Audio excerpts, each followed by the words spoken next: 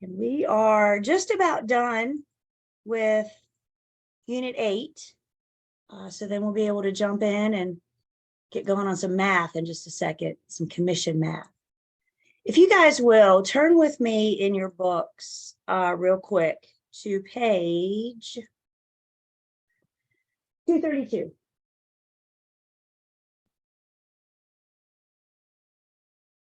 And you'll remember when we left each other last week, we had just started the discussion, just started the conversation about working with a buyer.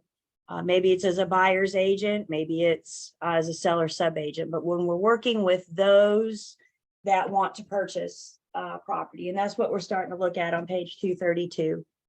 So some of the specifics about working with the buyer, we talked about working as a seller sub-agent, and then possibly, if needing to, making that switch from seller sub-agent to buyer's agent over on page 233. It's not encouraged. It's not the way that we should. They don't encourage it because they don't want us to conduct our business that way. If we're going to make the switch from a buyer's agent to a seller sub-agent, or from a seller sub-agent to a buyer's agent, it's like the rare exception. It's because, you know, this one buyer, but it doesn't need to be the norm. But they caution us about making that switch, and it's about disclosure, you guys, making sure we're disclosing to everybody what that making that switch means. We talked about non-exclusive buyer agency on 233. Non-exclusive meaning how many firms can the buyer date? Non-exclusive? Yep, as many as they want. The buyers out there playing the field, aren't they? So non-exclusive, they're tied down to me in an agency agreement that says, if I help you buy a house, if I procure a property, then yeah, I get paid. But there's no exclusivity, meaning they could be talking to other agents. And then over on 238, skip ahead just a bit. We're going to look at our buyer's agency agreement briefly. But if we skip ahead to 238, we revisited oral buyer agency. Oral buyer agency. I owe my buyer what? This is a good chat thing to get us started. Oral buyer agency, chat on 238. An oral buyer agency, what do I owe this buyer?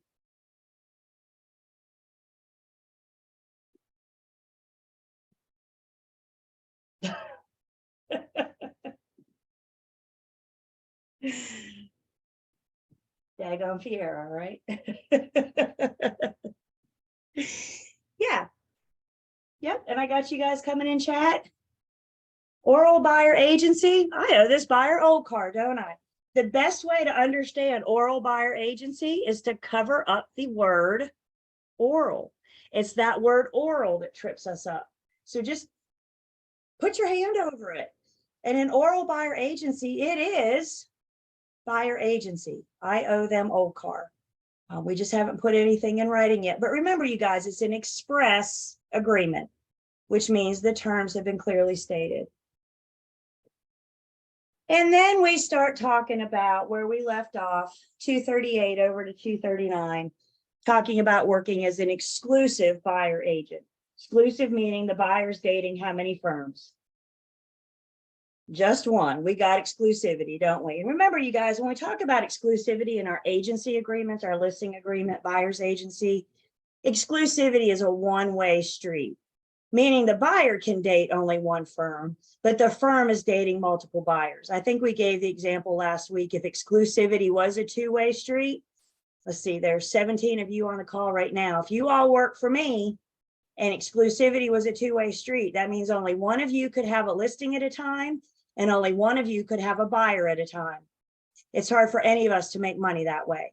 The truth is many times we're working with several sellers, several buyers at the same time. You, the individual, might be working with several sellers and several buyers at a time, but certainly in the firm, so we all can have closings. So that exclusivity in our agency agreements is just a one-way street. And then over on 239, where we left, we were talking about the buyer's agent's responsibilities. Once we meet that buyer, we do our disclosure. Of course, we decide how we're going to proceed. Once I do my disclosure, I need to determine where I'm going to put you in my plane. Are you going to get old car first class? Are you going to be back in coach, getting customer service? Let's rattle off together what customers get. What do we owe our customers? Honesty, fairness, and the disclosure of material facts. So you do get some stuff back in Coach. Yes, you don't get the full old car service, but you do get some stuff back in Coach.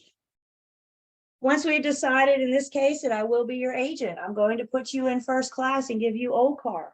Then we just kind of have a bullet points there on 239 that just kind of walk through. Again, there is no traditional, typical situation. You may meet a buyer for the first time at an open house. You may meet a buyer from a referral from somebody you know, family member. Buyer may call you off your yard sign.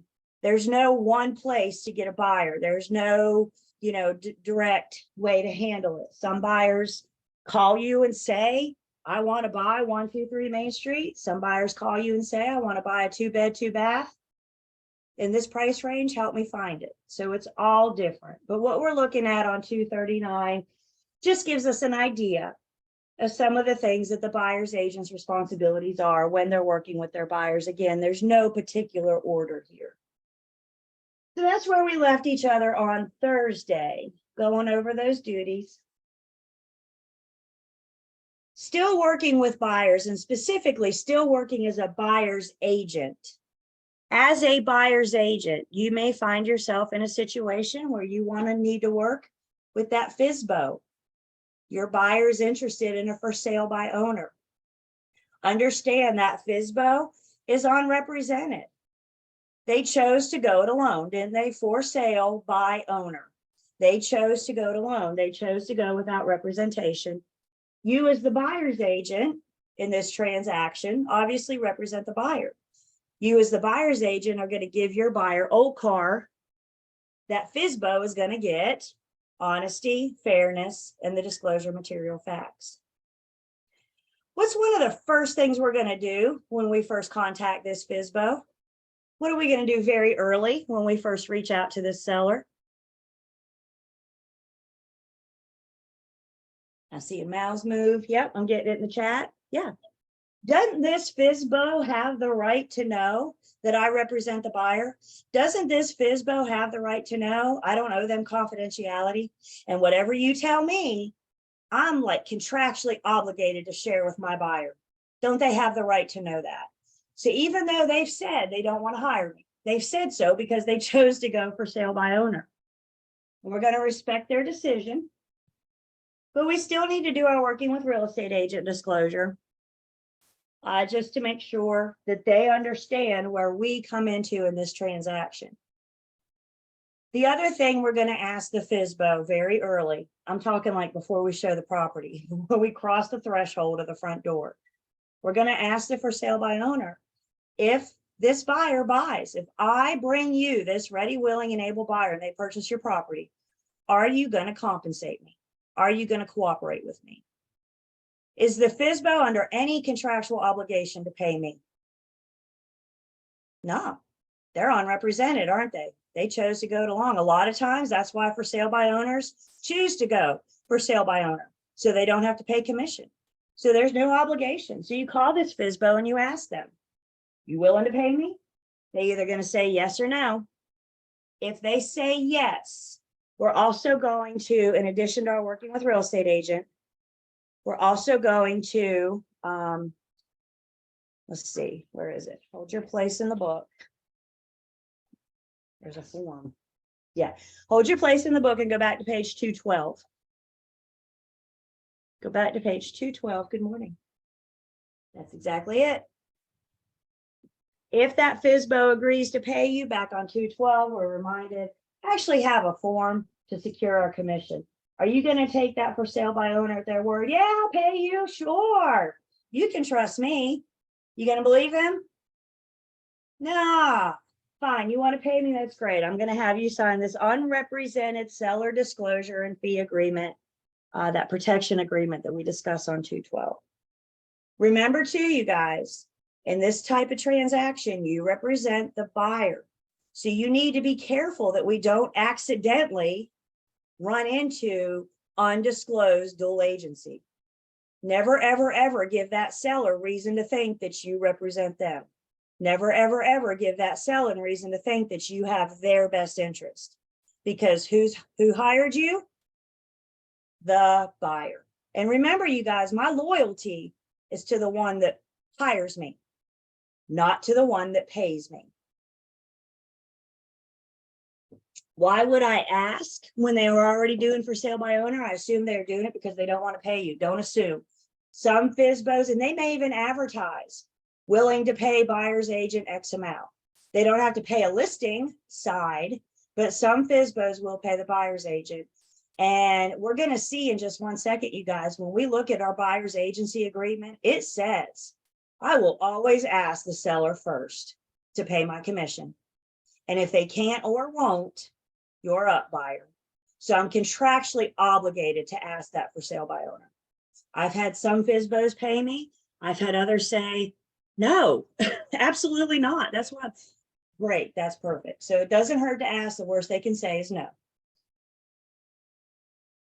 Another situation you may run into working as a buyer's agent would be a limited listing service. We also talked about these back on page. Limited listing. Back on page 213.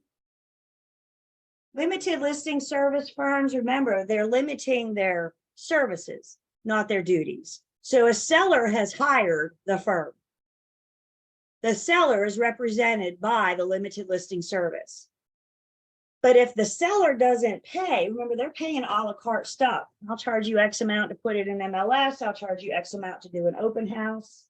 I'll charge you X amount to put a combo box on your front door. It's all a la carte pricing. And if the seller doesn't pay for the service of the listing agent communicating directly with the buyer's agent, then the buyer's agent is going to be communicating directly with the seller. And again, if that's the case, if you are talking directly to the seller as a buyer's agent in this limited listing service, we need to understand that they have representation, they have hired a firm, and also understand and be very careful that we don't cross that fine line between undisclosed dual agency. Anytime you talk directly to the other side, we always need to be careful we don't cross that fine line of undisclosed dual agency. We don't even want to give the impression that we have their best interest. We're letting them know up front who we represent by bringing a buyer in this case.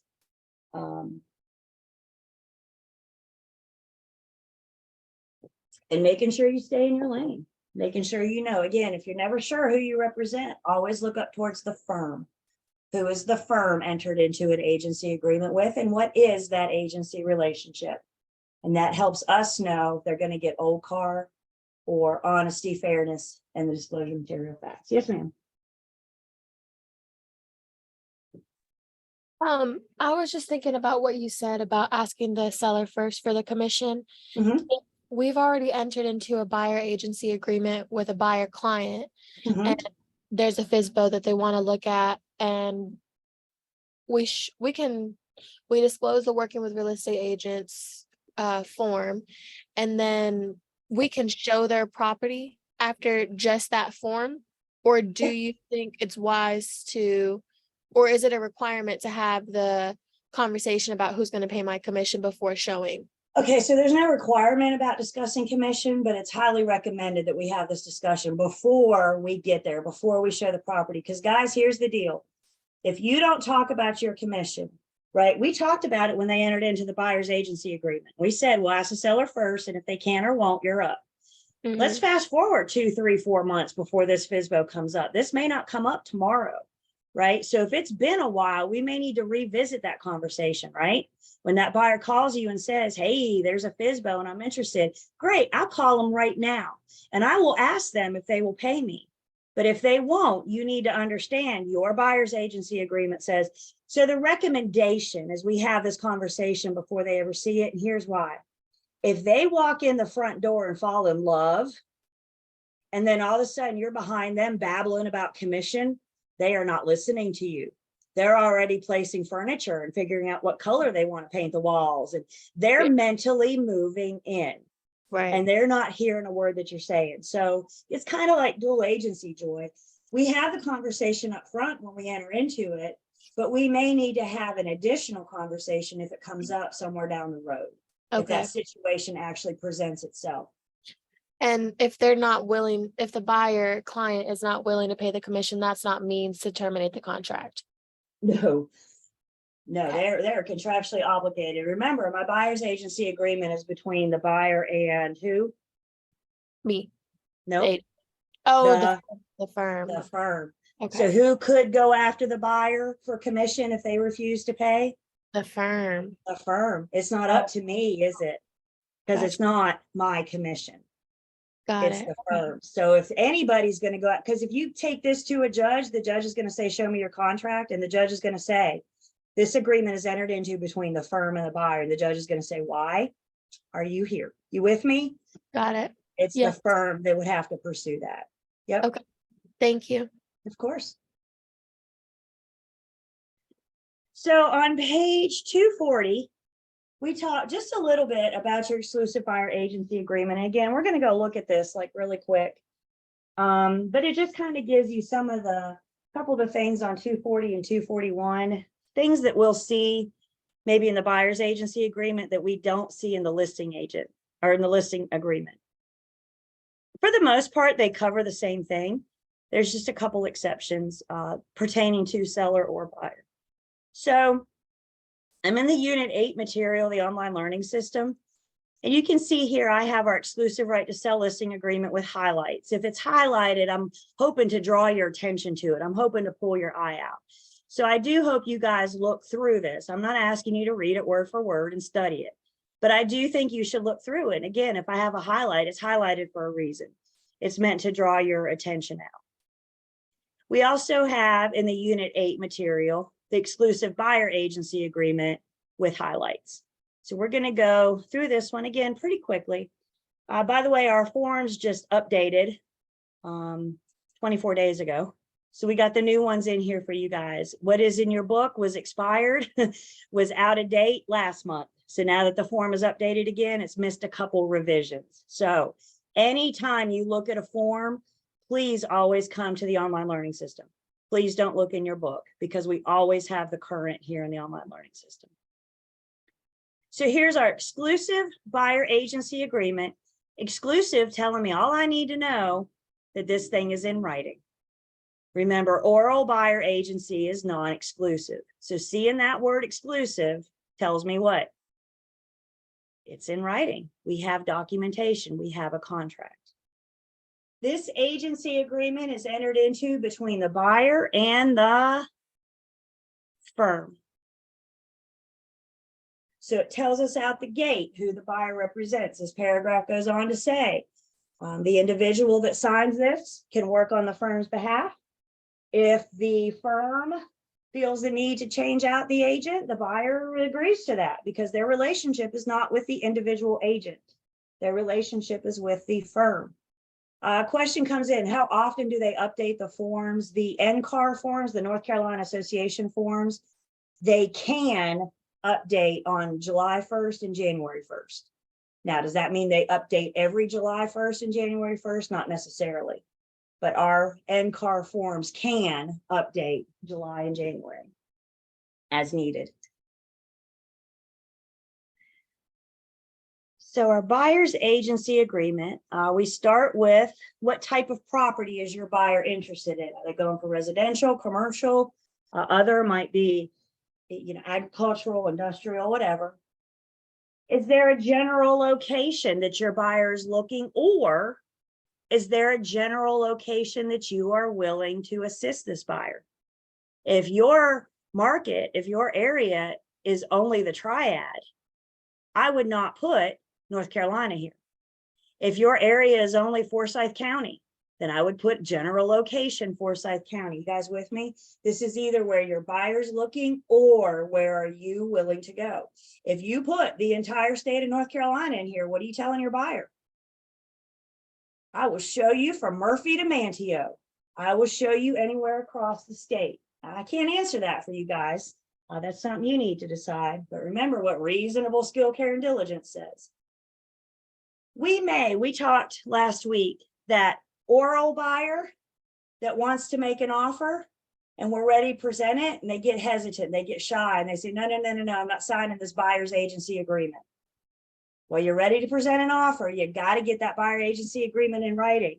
One way that we may be able to create buyer's agency is having a general location just of that specific address.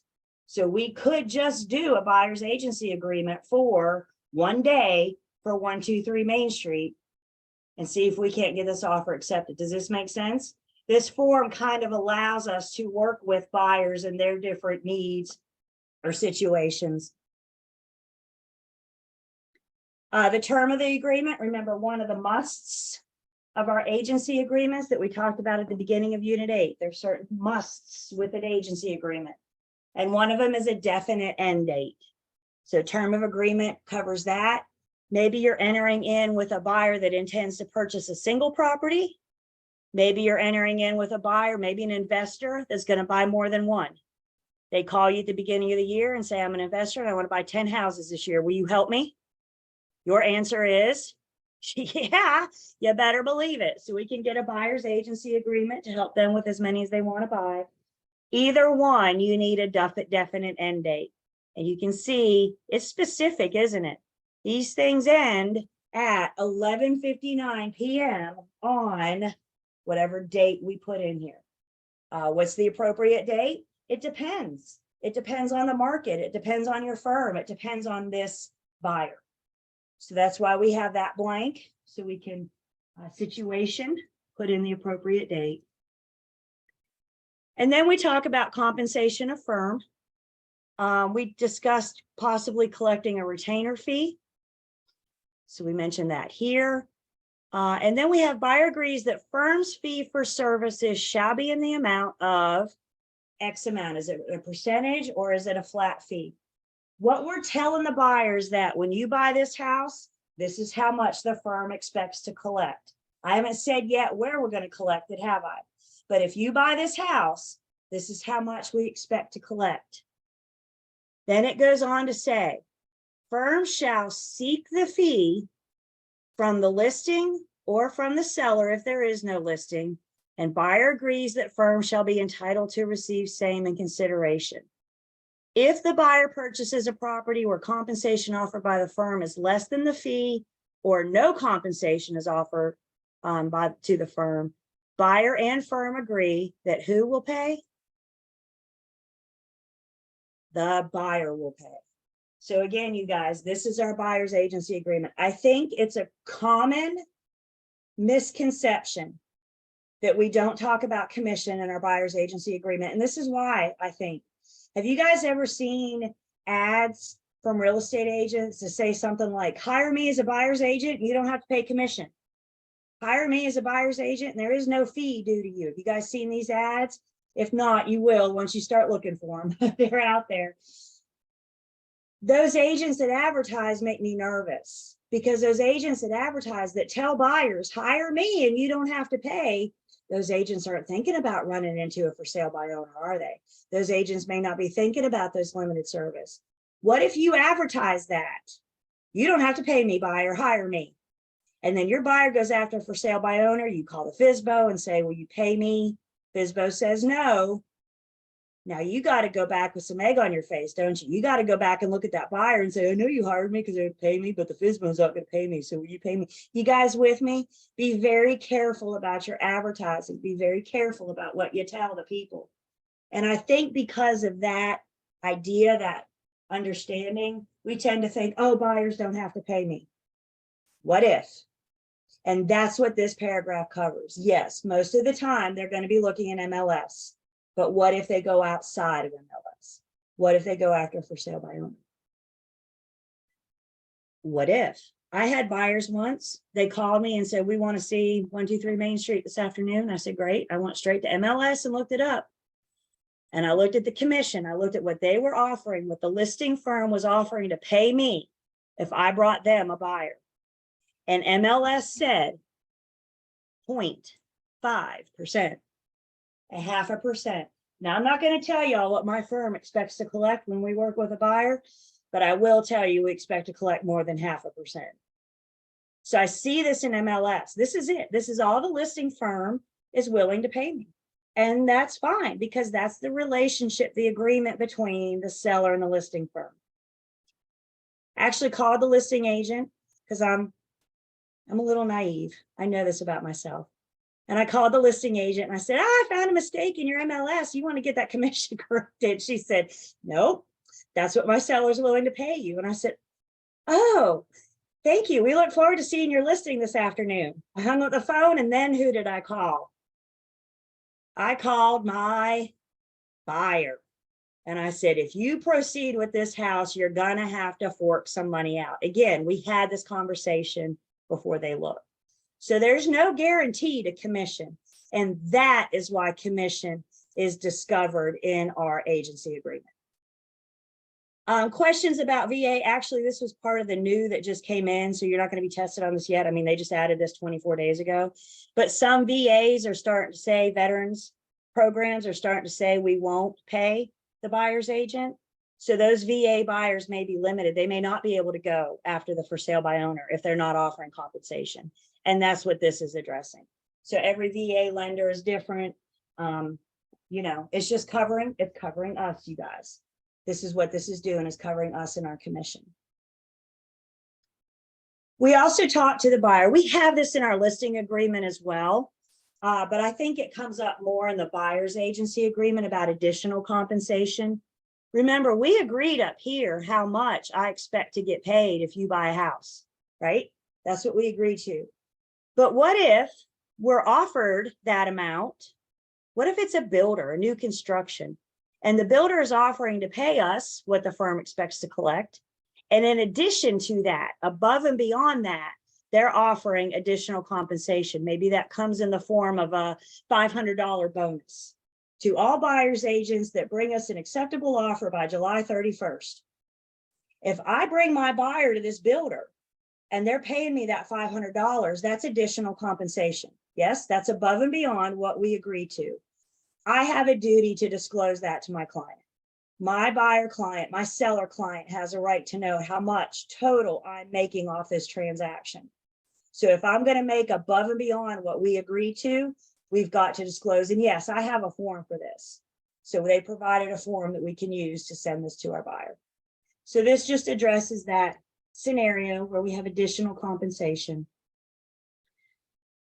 We saw this protection period in our listing agreement, also known as the override clause, also known as the extender clause.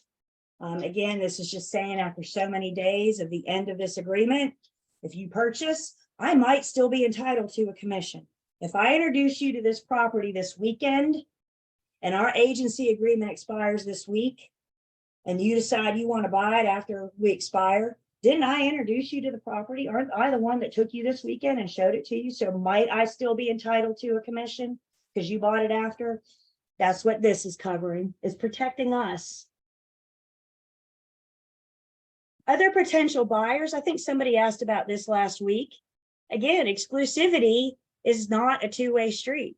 So we're telling the buyer, I might be working with other buyers in your market, in your area that you're looking for. Heck, I might be working with other buyers in the same property that you're interested in.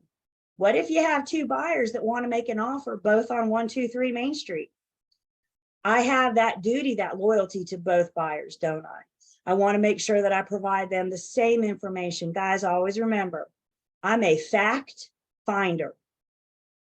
I provide the information for you to make an informed decision. So what one buyer may be willing to offer might be different than another buyer. But we need to start on that even playing field, provide the same information to both buyers. All buyers have a different risk tolerance. And so one thing with working with buyers is help them determining their risk level.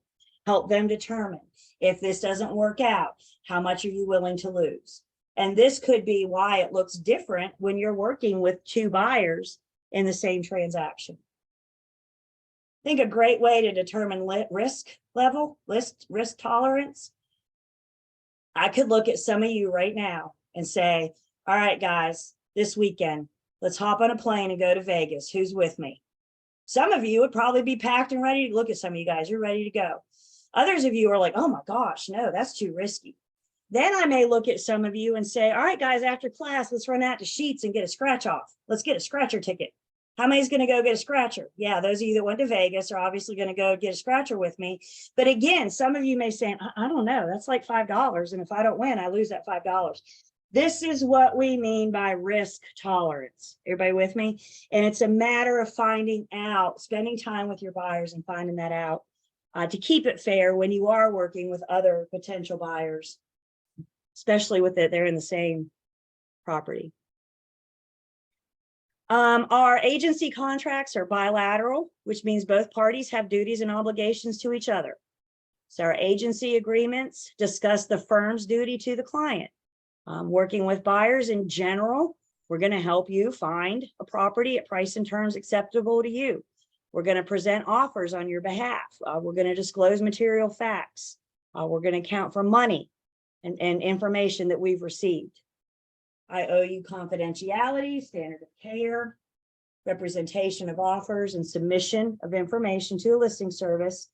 If that buyer purchases the FSBO, once it's closed, we may still put it in MLS just for comps. We're not going to put it in as active. The buyer's not selling. The buyer's the owner now. So the buyer bought the FSBO, and now we may put that listing in for comps. Here is another must in our agency agreement. All of our agency agreements must have the non-discrimination clause. You can see it's bold.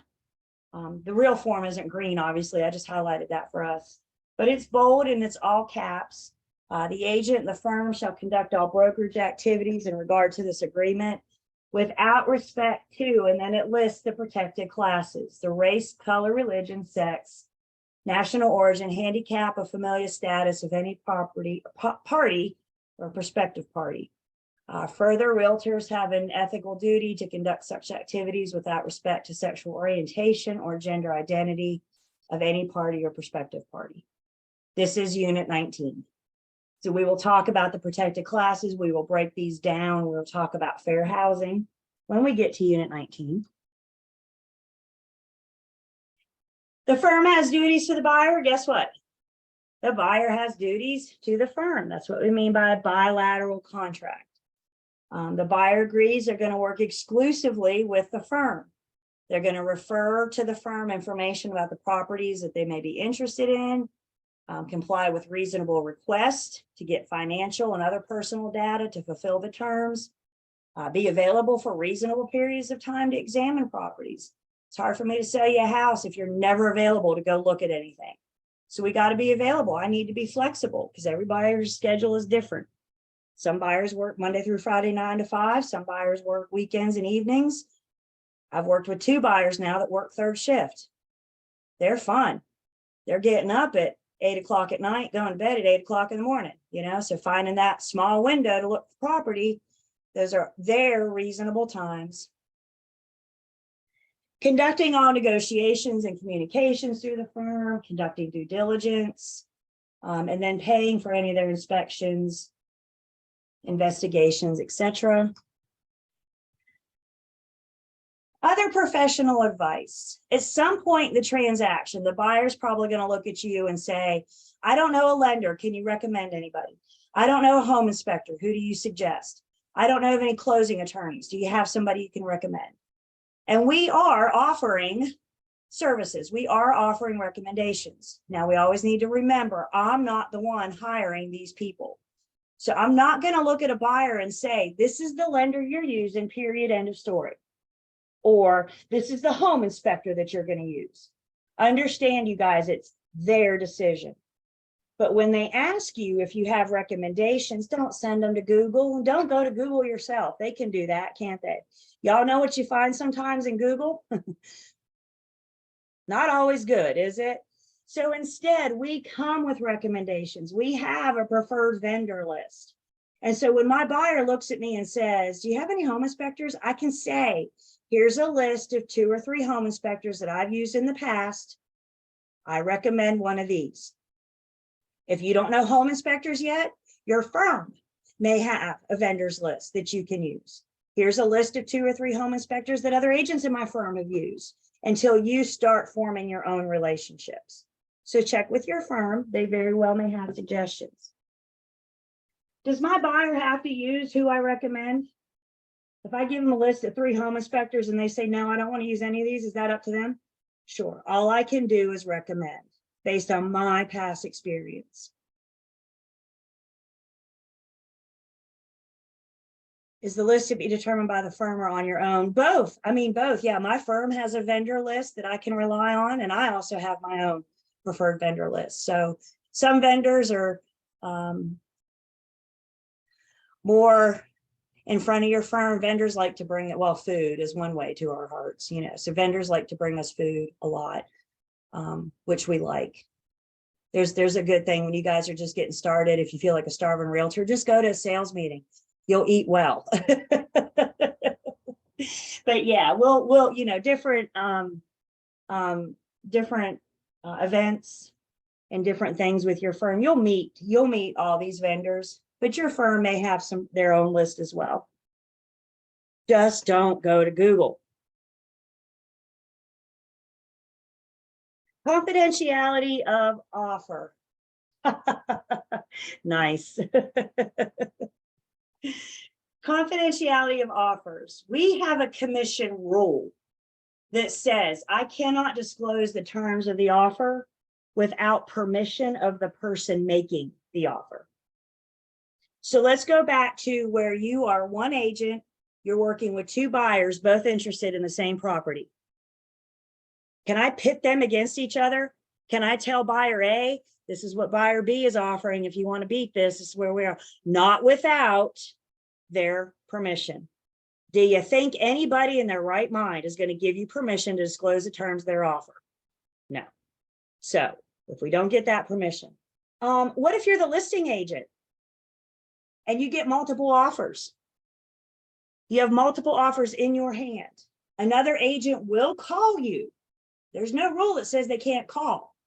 Another agent will call you and ask you, what's the highest price offer you have in your hand right now?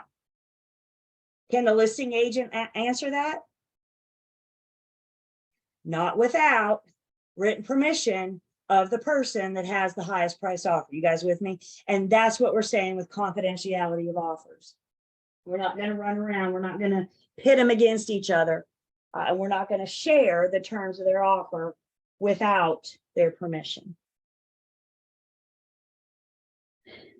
Make a note, page 4 in the buyer's agency agreement talks about dual agency. Dual agency is also discussed in the listing agreement. You know what? I think you guys should read both. If you're not going to read anything else on the agency agreements, I think you should read dual agency as explained to the buyer. I think you should read dual agency as it's explained to the seller in the listing agreement. Because it talks about the firm's role as a dual agent, the buyer's role as in a dual agent. It explains designated dual agency. And then we have authorization for either dual agency or exclusive representation. So the buyer has to say, yes, I'm good with dual agency, or I want exclusive representation at all time, and I do not authorize dual agency. It's one or the other. Either they agree to dual or they don't. If they agree to dual, if I have a yes for dual, then we can proceed. If the firm offers it, we can proceed to get them to agree to designate it.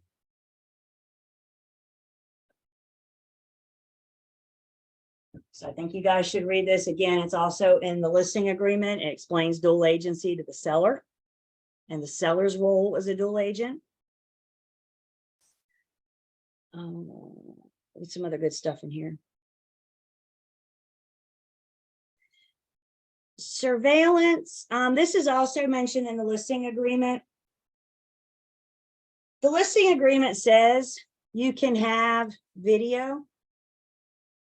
The seller can have video, but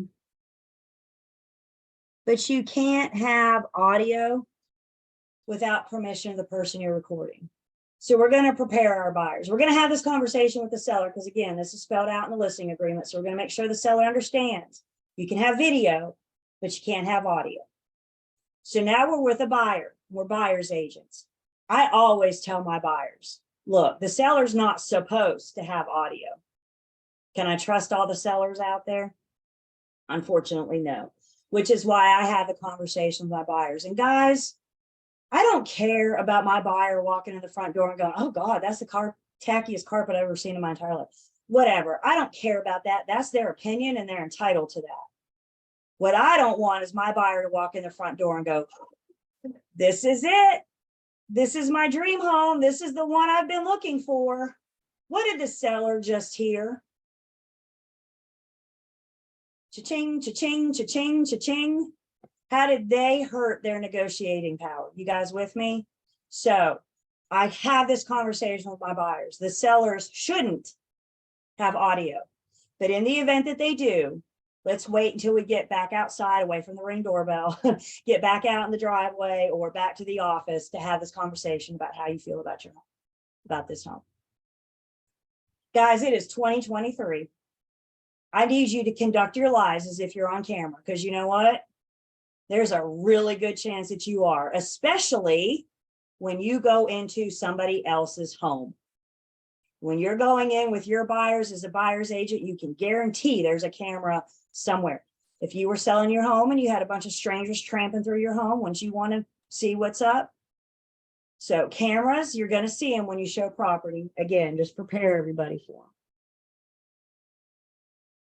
them. Videos and photographs. Some buyers just like to take pictures to remember, you know, if you're out looking at 10 properties today with your buyers, after home number 8, they all kind of start running together and your buyers going, which kitchen was in this house? I like the kitchen, but I don't remember where it was it with that bedroom. And they're trying to piecemeal a house now based off the 10 that they saw today. So encouraging them to take notes, maybe taking pictures, videos, so they can help keep it together. That's fine. Just make sure they're taking pictures and video of the space. They're not focusing in on the stuff. So that's why we're with the buyers. The sellers do have the right to not allow the pictures and video. Again, that's dressed in the listing agreement. Wire fraud. Wire fraud got really big, really fast in real estate. We have a wire fraud warning to the sellers in our listing agreement. Here's a wire fraud warning to the buyers in the buyer agency agreement. We got a wire fraud warning to both in the offer to purchase and contract. Bottom line, what this is advising or warning the consumer, don't rely on wire transfer instructions that you may get via email. We're letting the consumer know emails are not secure. And it could be that my email got hacked. The hacker is sending my buyer wire transfer instructions that is going not to the attorney, but they're going straight to the hacker's account.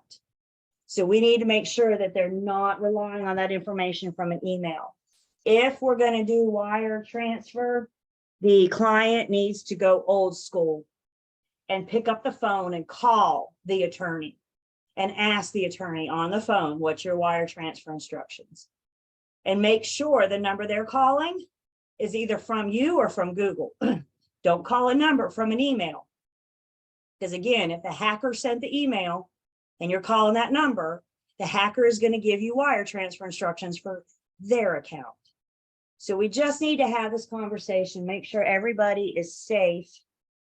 Avoid email when it comes to this kind of sensitive information. If the attorney was to fax, like fax is okay? Is it just Yeah, email? the fax is making a comeback. The fax is more secure than email. Where are my medical people? Medical? Anybody medical? I've already heard the fax is back in medical. So I wouldn't be surprised if the fax didn't come back. And it's just more secure than the email. Okay, got it. But again, old school, pick up the phone, have them pick up the phone. I'm not going to get involved in that. That's just me playing middleman, right? There's no need in So then we got a place for two buyers to print their name and sign the agency agreement, any of their contact information. You can see we only have a place for two buyers. If you have more than two buyers, we have an additional signatures addendum. So we can add as many signatures as what we need to. I need all sellers to sign the listing agreement on day one. I need all buyers to sign the buyer's agency agreement. Everybody that's got to sign at closing needs to sign the agency agreements. I want to make sure everybody's on page, the same page today, as opposed to us getting the closing table and have somebody saying, I'm not signing that. So let's make sure everybody's on board today. So get as many signatures, in this case, is going to buy. If you're working with an entity buyer, it's a corporation or an LLC. So again, that contact information, somebody's allowed to sign on behalf of that entity buyer. And then the last thing we have is the firm. So you're going to print the name of the firm, print the firm license number, firm phone number, and office address. And then the individual agent is going to sign it. And because the individual agent signs it, another must of our agency agreement is that the individual agent's license number has to be included as well. When you guys get your license, you'll get a 6-digit number. Go ahead and memorize it, because you need it everywhere you go. Put it on a flashcard if you have to, but go ahead and memorize it. I often joke that the Real Estate Commission has no idea who Julie Ates Campbell is, but they know who 264172 is. So go ahead and memorize that number. You're gonna need it. Again, that was the very short and sweet, I understand, the very short and sweet of our buyer agency agreement. Same thing with our listing agreement, but a lot of things that we've talked about are in these agency agreements spelled out. So I think it's worth looking at. And in your listing agreement, we start talking about dual agency on page 10. So it's in the buyer's agency agreement as explained to the buyer. It's in the listing agreement as explained to the seller. It's yet another resource, another tool you guys have to help you wrap your brains around dual agency. So I recommend checking out those listing agreements. Any questions or comments?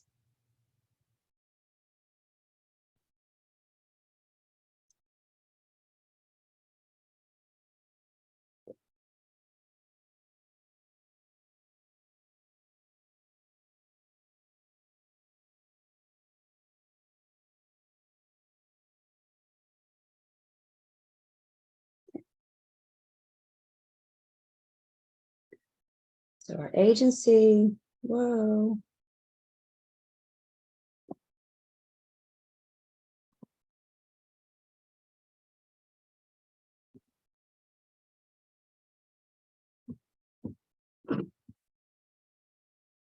Pay no attention to the man behind the curtain. Hang on.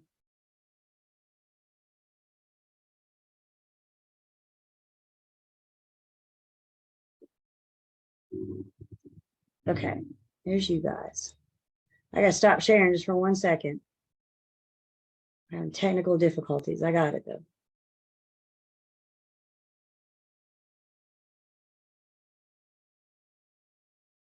All right, so I got that. So you come back and grab you guys.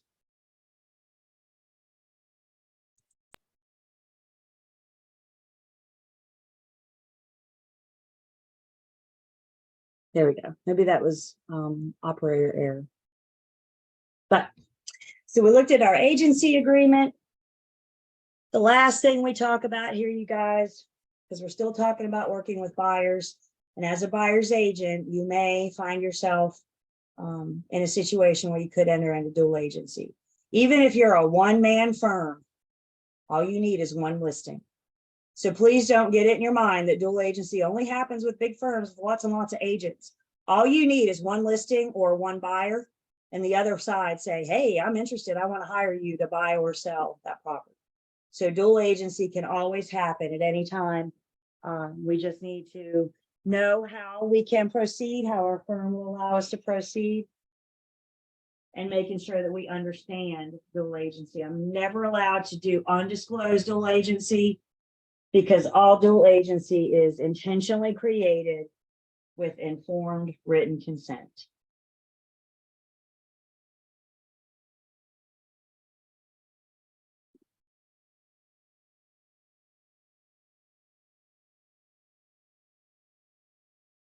So you can't hear me. Can you hear me now, Morgan? She may need to restart.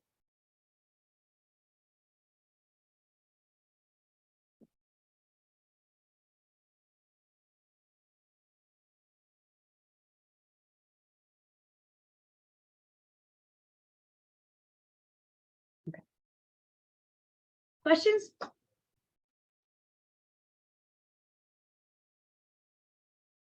All right. I know I'm just a few minutes early for break, but the last thing we have to talk about in Unit 8 is our math. So let's go ahead and take a break, grab your calculators. And when we come back, we're going to do some commission math. Commission math is fun math. So let's take 10.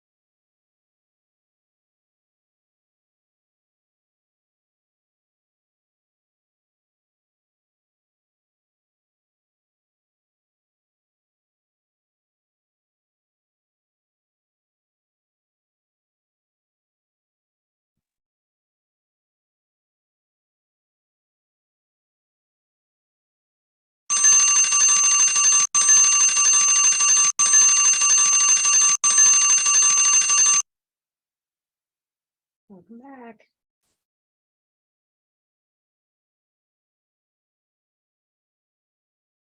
Morgan, can you hear us now? Cool. Cool. Sometimes it's just a good old fashioned restart, huh? Welcome back. All right, so I am taking attendance. We're going to talk about some commission math and some seller net math. So I hope you guys have your calculators. I hope you have your basic calculators. As another reminder, you cannot use your phone for the exams. You cannot use a calculator that stores formulas. If it has a lot of buttons on it, you probably can't use it. I almost always have somebody show up on test day and say, I don't have a camera, can I just use my phone? What do you think my answer, or not a camera, but a calculator? I don't have a calculator, why can't I just use my phone? What do you think I got to tell you, you guys? No, your phone has Google on it. So please go calculator shopping. Let's see, before we jump into this, just another quick reminder, because these are words that we're going to start seeing, especially when we get into some of these commission problems, especially as we start getting more into our contracts. The terminology we're going to see, you guys, is the selling agent and the listing agent. So we need to see who's working with each. The ing is the activity. So if you're listing, you're working with the seller. If you're selling, you're working with the buyer. So please make sure we're going to see these words. And to start the conversation on commission math, I introduce you guys first to the commission map. The commission map shows us the flow of the commission. And I think sometimes this is a better formula than the formula I can give you guys, because it's going to show what happens. So the top of the map, we have our total commission and our sales price. All commission problems are worded differently. So maybe they'll give you the total commission, maybe they'll give you the sales price and ask you to find the total commission. Again, we're just using this as the map. That total commission is going to be split between the sides. So the listing side will collect X amount, the selling side will collect X amount. Please don't assume that the sides are a 50-50 split. Maybe they're a 50-50 split. Maybe they're a 30-70 split. It doesn't matter. As long as the sides add up and equal the total commission. So the listing side plus the selling side, no matter how the split, will equal the total commission. Once the side gets paid, then the firm and the agent split the sides commission. And again, maybe it's a 50-50 split, maybe it's not. What matters is that the firm side and the agent side equals up to the listing side or the selling side. So the sides will add up. And again, this just kind of shows us how the commission flows. Remember the big picture. In a typical transaction, the seller pays the listing firm and the listing firm shares their money, their commission, with whomever brings the buyer. The firm receives the commission, listing or selling. The firm pays the agent. Remember, whose agency agreement is it? It's the client and the firm. They're the ones with the relationship with the client. Your relationship is with your firm. All compensation plans are different. I hope when you guys get to that point that you're ready to start talking to firms. I do encourage you to talk to a couple because they're all different. And one thing you're going to want to do is talk about your commission split, so you understand how you get paid from the firm when you have that closing. If you are working, again, I think this is more helpful than formulas, and we'll look at some T-bars in just a second, of course. If you are working down the commission map, so let's say the problem wants to know how much the listing agent is going to get paid. Gives you all this information. Commission problems get about this long, and there's lots of distractors in them. So the map helps us weed out the distractions. And the end of the question says, how much is the listing agent going to get paid? Which means we're going to work down the commission map. We're going to start at the top. We're going to work to the side. Once we get the side, we're going to work to the agent. if we are working down the commission map, the steps that we take to get there are to multiply. So we have several different T-bars that we can use, and understanding the map helps us understand how to set up our T-bars. So I recommend you using the map, especially at first as we're working through these commission problems. When you're working down the commission map, the steps that you take to get from the top to the bottom are to multiply. If you're working up the commission map, let's say the problem gives you the agent's commission and it wants to know what the sales price is. The question is, what did this house sell for? So you start with the agent's commission, you have to find the side. Once you find the side, then you can find the sales price. If you're working up the commission map, the steps you take to get there are to divide. So again, this helps us with T-bar placement. Some students find the T-bar and commission math quite confusing. Some of you like it, some of you don't. You got to give it a try. You got to see what works for you, what you see. I do highly stress that I highly recommend the map. There's a map in motion, if you will, in your book on page 242. As I just mentioned, you guys, a lot of these commission problems give you more information than what you need to know. So I encourage you to focus just on what the problem's asking. And if we look at 242, I'll let you guys read that problem. The question wants to know, how much did agent Ted receive? So then we see our commission map in motion, and we'll talk about it. But you notice only the Homes Realty side is complete, right? We didn't have to bother with the ABC Realty side. Why? Because agent Ted is in Homes Commission. I don't care about ABC Realty, do I? Because this problem is just specifically asking me about Ted. And that's another way that we can help eliminate those distractions. Draw your map out and then identify. There's only one party I care about, one thing I care about, and identify that. Is it agent Ted? Is it the sales price? Is it the firm? Is it the side? So we have our purchase price, 6% commission. So we calculate, multiply, we get total commission of $11,340. This is going to be a 50-50 split between the sides. ABC Realty is going to collect 50%. Homes Realty is going to collect 50%. Everybody with me so far? We've come down one tier. We took the commission and we figured out how much the sides or the firm is going to collect. Once Homes Realty collects their commission, then they take that money and they share it amongst themselves and the agent. So themselves and the agent, there's a 45-55 split. So of Homes Realty commission, of the 5,670, Homes Realty is getting 45% of that. Agent Ted is getting 55% of that. So we're going to start the first tier of the map. The first time we pick up a calculator is by calculating the firm's commission. And then we have to do another split about how the agent will get paid, how much of the firm's commission the agent will get. So with that being said, I do throw you guys some T-bars, but I tell you, you're going to have to use these loosely. Every time you come down a tier, we have a need for the T-bar. So the first tier could be to find the total commission of the sales price. It could also be to find the side. It's all in how the problem was worded. And we are going to work some examples together. And I got plenty of practice for you guys. I know I talk about practice with math anyway, but especially with commission math, because they're all different. I can't give you one and say this is what you can expect. So we start the first tier by the first tier we come down is to find the total commission or the sides commission, listing side or selling side, depending on how the problem's worded. And then when we come down another tier, we can use another T-bar. So the sides commission, listing side or selling side.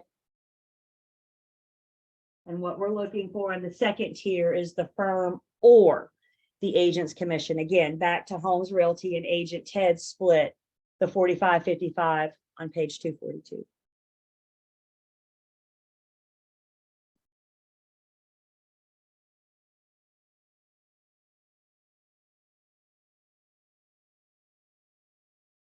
So we're gonna work a couple together. And of course, I have some for you guys to do on your own. Like I said, I got plenty of practice. We getting that about math? Practice, practice, practice. Watching me do it, not gonna help you on your test, is it? Yes. Sorry. What did you mean by side? The specifically whether it's The the listing side or the selling side.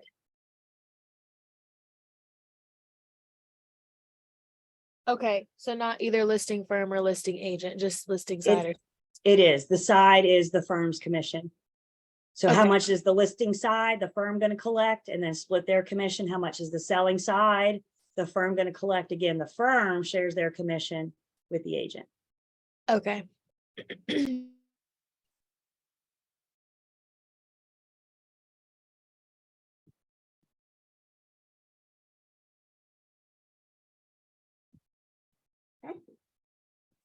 So let's look at a problem together. What do we do first when we see a math problem?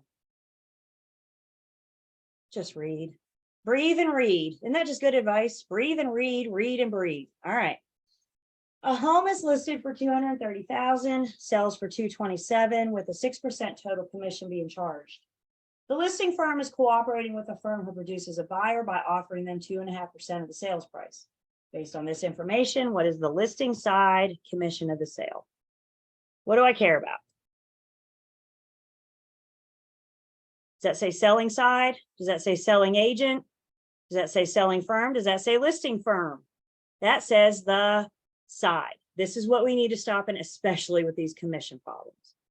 What do I care about? Because this is all that I care about. If the information, the problem doesn't get me to the listing side's commission, is called a distractor. What's a distractor's job? To distract you. So focusing on just what the question's asking and using our map. So we know we're going to start up here at the top with our total commission or our sales price. And then once we come down a little bit, once we find, when actually I don't even have to come any further, do I? Because this problem is just asking me what the listing side is going to collect.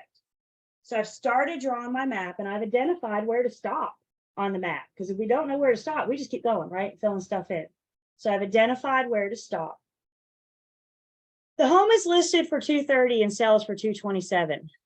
When it comes to my commission, do I care about the list price? No. There's distractor number one. So my sales price is what our commission is based off of. So 227. And the problem tells us that we have 6% total commission. So we're starting at the top of the side here. The listing firm is cooperating with a firm that produces a buyer by offering them 2.5%. So this is our selling side. And we're going to offer them 2.5%. You guys tell me in a private chat, please set your chat to private.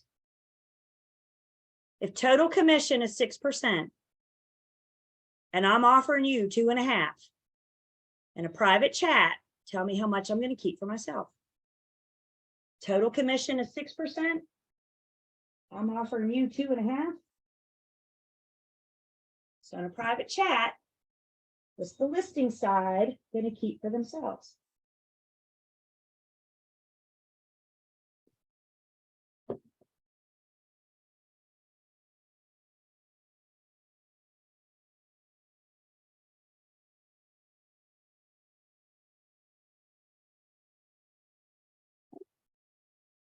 So total commission is 6%.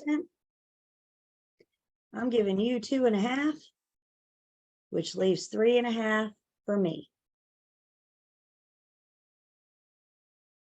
Does 3.5 plus 2.5 equal 6? And that's what we mean by the sides have to add up. Every time you have a tier split, they got to add to the tier before. So it's not always a 50-50 split. I think, again, this is a common misconception. It's not always a 50-50 split. The problem has got to tell you. Questions on why we got 3.5%? This is the listing side.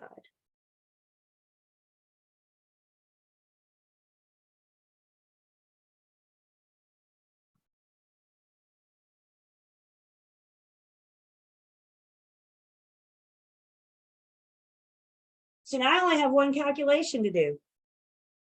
I know my loose T-bars. I know the sales price is 227. And I know the side is going to get 3.5%. So the sales price, the side is getting 3.5% of the sales price. What did we decide the word of in a math problem means? Multiply.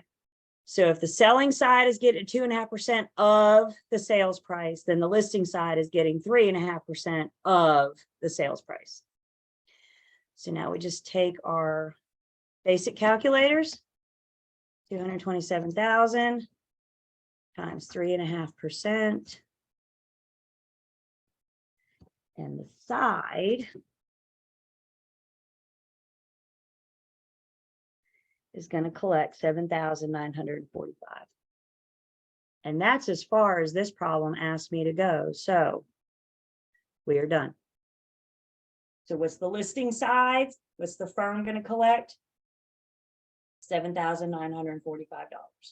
Your commission will be a percentage of $7,945. What's of mean? Multiply. So whatever your percentage is, whatever your split is with the firm, I do recommend you guys knowing how to calculate your commission when you affiliate with a firm, being familiar with your commission plan.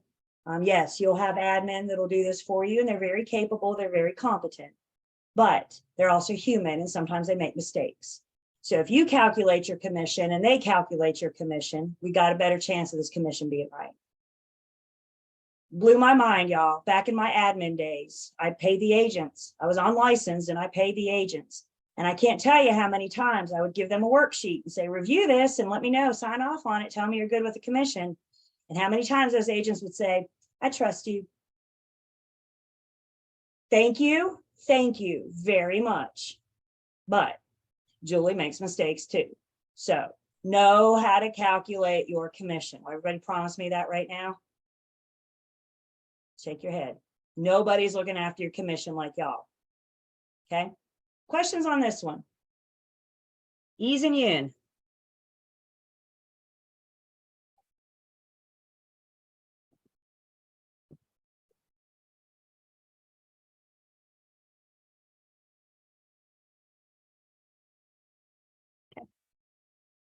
So we're going to let you guys do one. You're going to have to go an extra step. You're going to have to take the sides commission and calculate the agent. So I recommend you using your map so you can see how this goes. You guys tell me your answer in a private chat.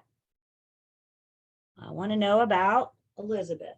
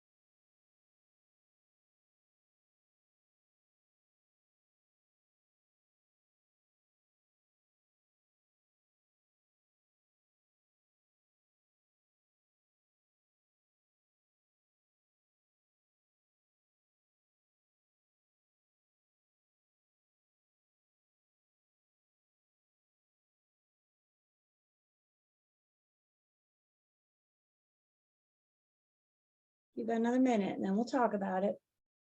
Talk it through.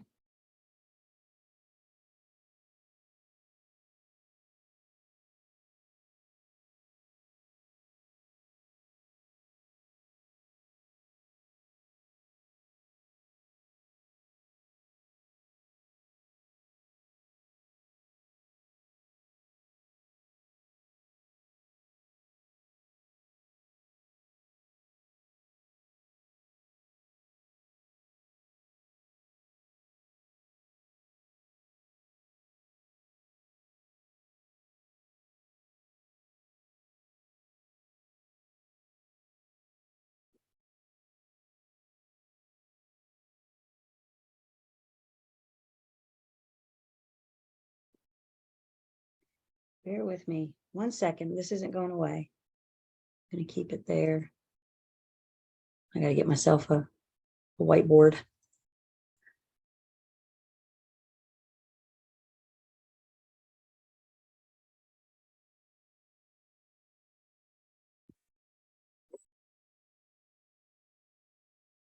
Okay. So see what we got. What do we do first? Just read. Just read. Elizabeth lists a property for sale and her firm has a written policy of charging 7% on all transactions. Listing firm has agreed they will cooperate with the firm that brings a buyer by offering them 3% of the total sales price. Elizabeth's commission split is 70%. Based on this information, how much commission will Elizabeth earn if the property sells for $285? Who's the only person I care about in this problem? Elizabeth. That's it. That's all I care about. And Elizabeth is acting as the listing or selling agent. She is the listing agent. She's working with the seller. So she's going to list this property for sale. And I don't know yet what I got to fill in, but I know I'm going to use my commission map. So I'm going to start with the top. I'm going to find my way down to the side. Once I find the side, I'm going to split that further between the firm and Elizabeth. So I'm just drawing it out. Do I care about the selling side? I don't, because who do I care about? Elizabeth. So the map helps me see where I want to go. It's a map. It's helping you see where you want to go. So start at the top. We know the sales price is $285. We know the commission is 7%. Elizabeth's firm has a policy to charge 7% on all commission. The listing firm has agreed they will cooperate with the firm that brings the buyer. So that has the selling side getting 3%. If the selling side is getting 3%, how much is the listing side going to get? They're going to get 4. 4% plus 3% equals 7%. Is everybody with me so far? Do I have questions so far? We're still mapping it out, aren't we?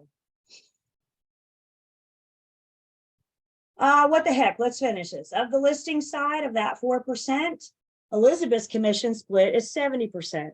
So if Elizabeth's getting 70%, how much is the firm going to keep for themselves? They're going to keep 30.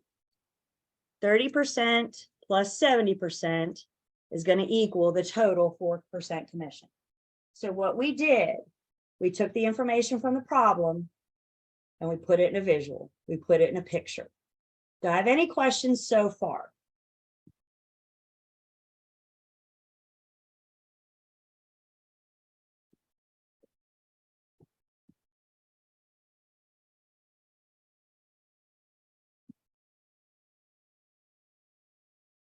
Okay.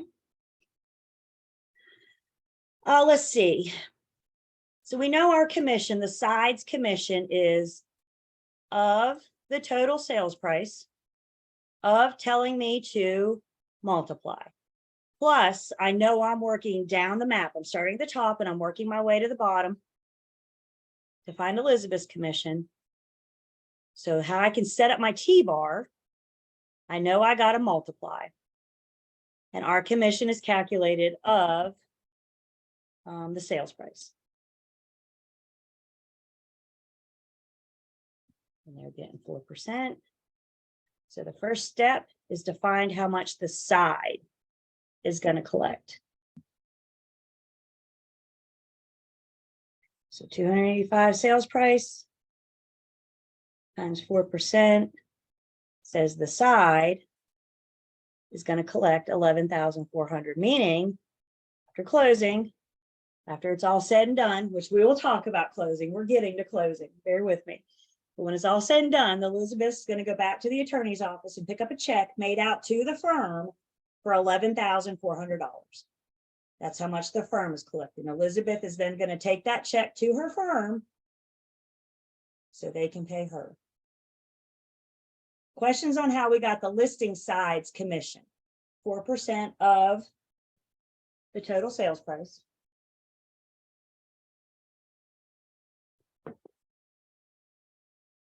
And then the next tier down, I get to use another T-bar of the firm's total commission. The firm's bringing in 11,400. Elizabeth's getting how much of that? She's going to get 70%. Again, I'm multiplying because I'm working down. So 11,400 times 70% means there will be a check or direct deposit made to Elizabeth for the amount of $7,980.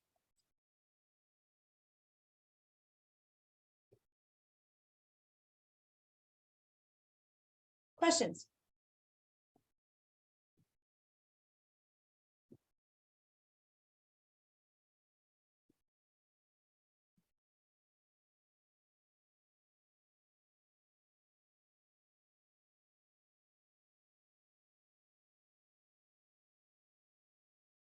My question to you, if you didn't get it right, do you see where you went wrong? Good.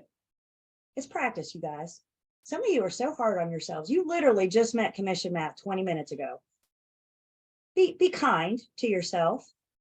How do you get good at commission math? Practice, practice, practice.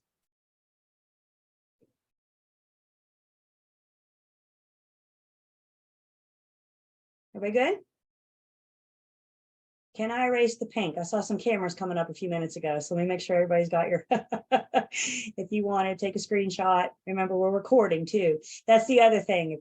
If you're not picking commission math up right away, you go back through and watch the recording. You go back through at your own speed.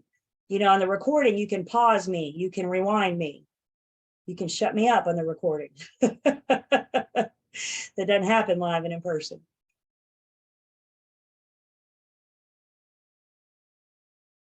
Good. Can I erase the pink? Okay. All right. I got another one for you guys again. Playing with just the different words, the different verbiage on these problems. They're all different. Tell me in a private chat about Julie's real estate shop.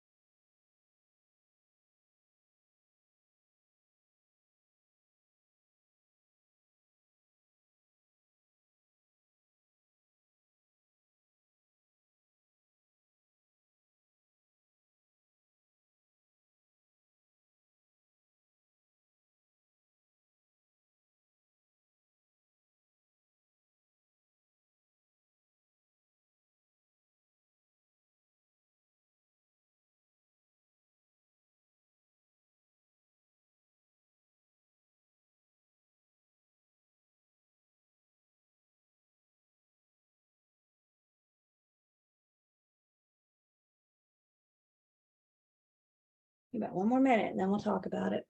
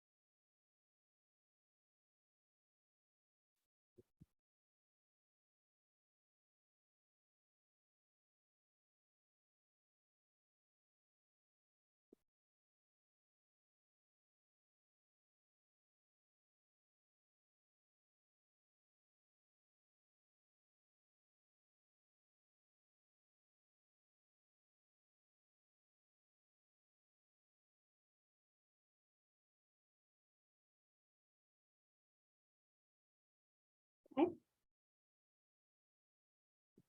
Let's see what we got. Julie's Real Estate Shop is listing a property for sale with an agreement from the seller to pay 6% of the sales price. The listing firm agrees to compensate the selling firm with 40% of the total commission when they procure that ready, willing, and able buyer. How much will Julie's Real Estate Shop collect on the transaction if the home sells for $300,000? So we've read the problem. We can map it out. We can start thinking about what we care about. So on one side, I have the list side, which is Julie's Real Estate Shop. Do I care about the selling side? Do I care about the other side? No, all I care about is, and evidently Julie's Real Estate Shop doesn't care about paying her agents. All Julie's Real Estate Shop cares about is what? My money. How much is Julie's Real Estate Shop going to collect? I'll pay you, don't worry. Okay. So all we care about is how much Julie's Real Estate Shop is going to collect. So that's all the further we have to go on our map. Then we start kind of filling in what we know. The sales price is $300,000. There is total 6% commission. The listing firm is going to compensate the selling firm with 40% of the total commission. So Julie's Real Estate Shop is going to get how much of the total commission? I'm going to get 60. Woo, I'm so in this for me. All right. It's all about me. All right. So I'm going to get 60% of the total commission. Again, note that word of. So the first step, the first thing I have to do is find the total commission. So to find the total commission, we can either use a T-bar here or not. It's entirely up to you.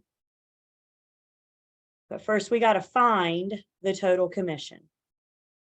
And to find the total commission, we just take the sales price and multiply it. And that gives me a total commission, $300,000. Up, down line in the T-bar means multiply. 300,000 times 6% gives me total commission of $18,000. Questions so far?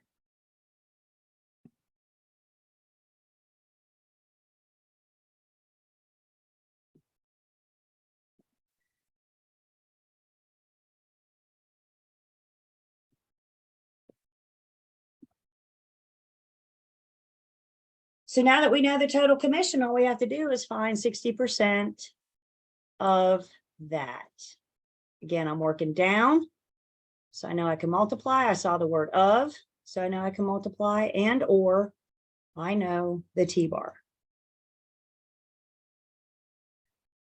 Total commission is 18,000. Julie's Real Estate Shop is getting 60%.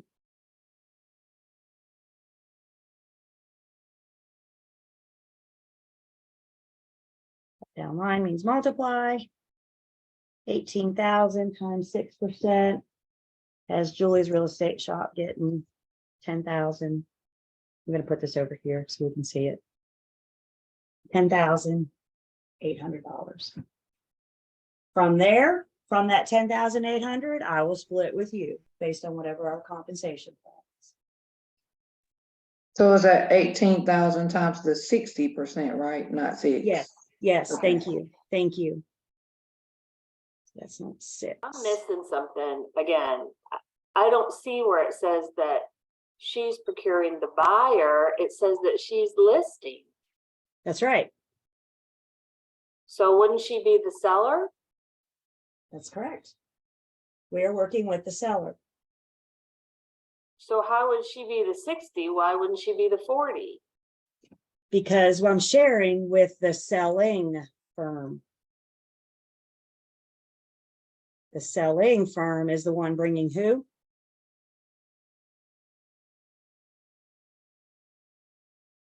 The ing. So if the I don't selling see it. firm is getting 40%. Yeah.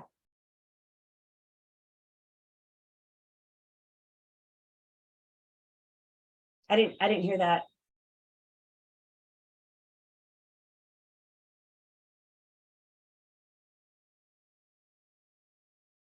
The questions on this one, it takes exposure. That's what I mean by practice. It takes exposure to these problems because we're learning a whole new set of words. There's almost always more information than what we need. Commission math problems are very dense. That's why I recommend the map to help break it down.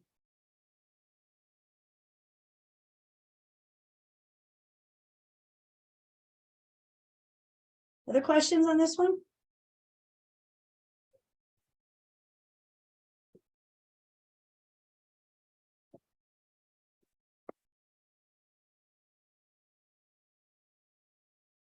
Can I erase the pink? Okay. So the map is typically how we're going to calculate residential sales commission. So when we talk about the map, we talk about this idea of the seller pays a listing firm shares their commission.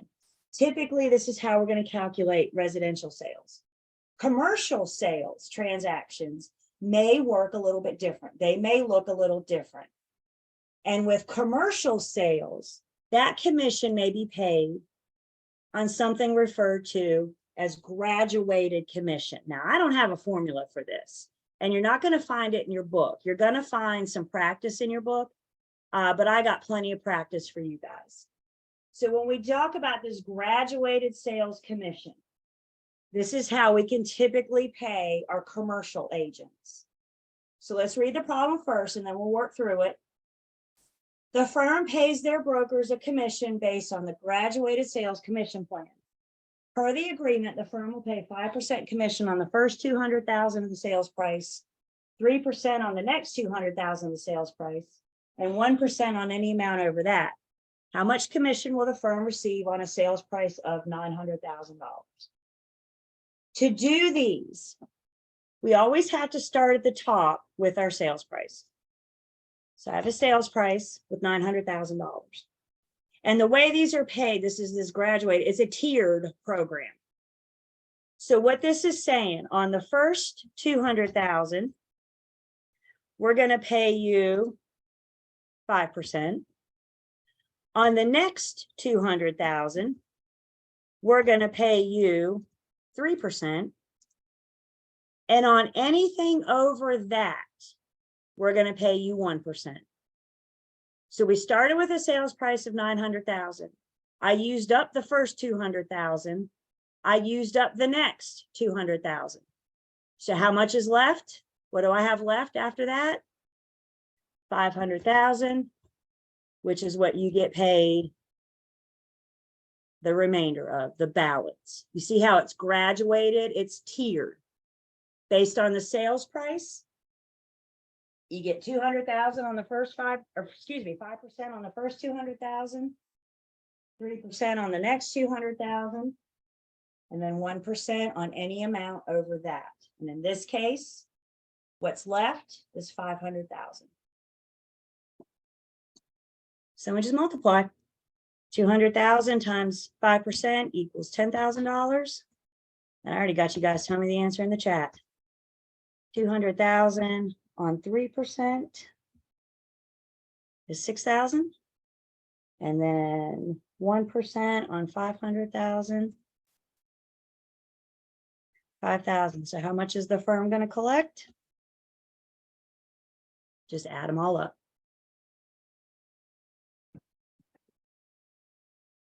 It's graduated, it's tiered. That may be a better way to think about these. It's tiered. Again, you're not going to find this in the book, the explanation in the book. You do have some practice in the book. I'll show you that in a second. And I got some practice for you guys in the online learning system.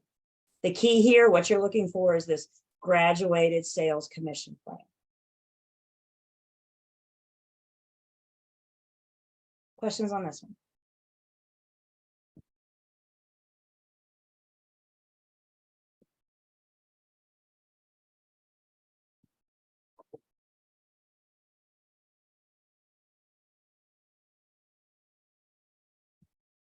Anybody going into commission or not commission, commercial? Everybody's going into commission.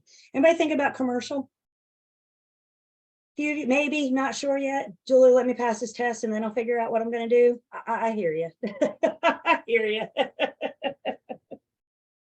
One step at a time. Questions, comments?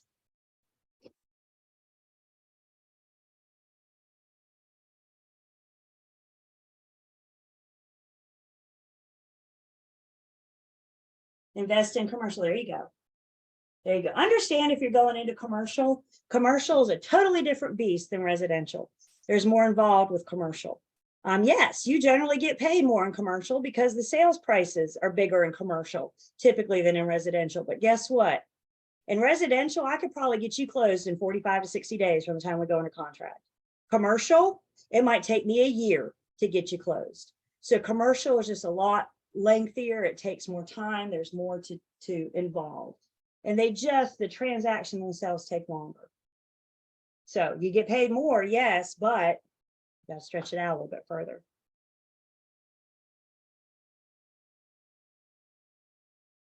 Okay, can I erase the pink? Everybody good? I guess I should be asking if I can't erase the pink. All right, the last math in Unit 8, we got to talk about seller net. Go ahead and jot this down, our T-bar, and then we'll talk about what all this means.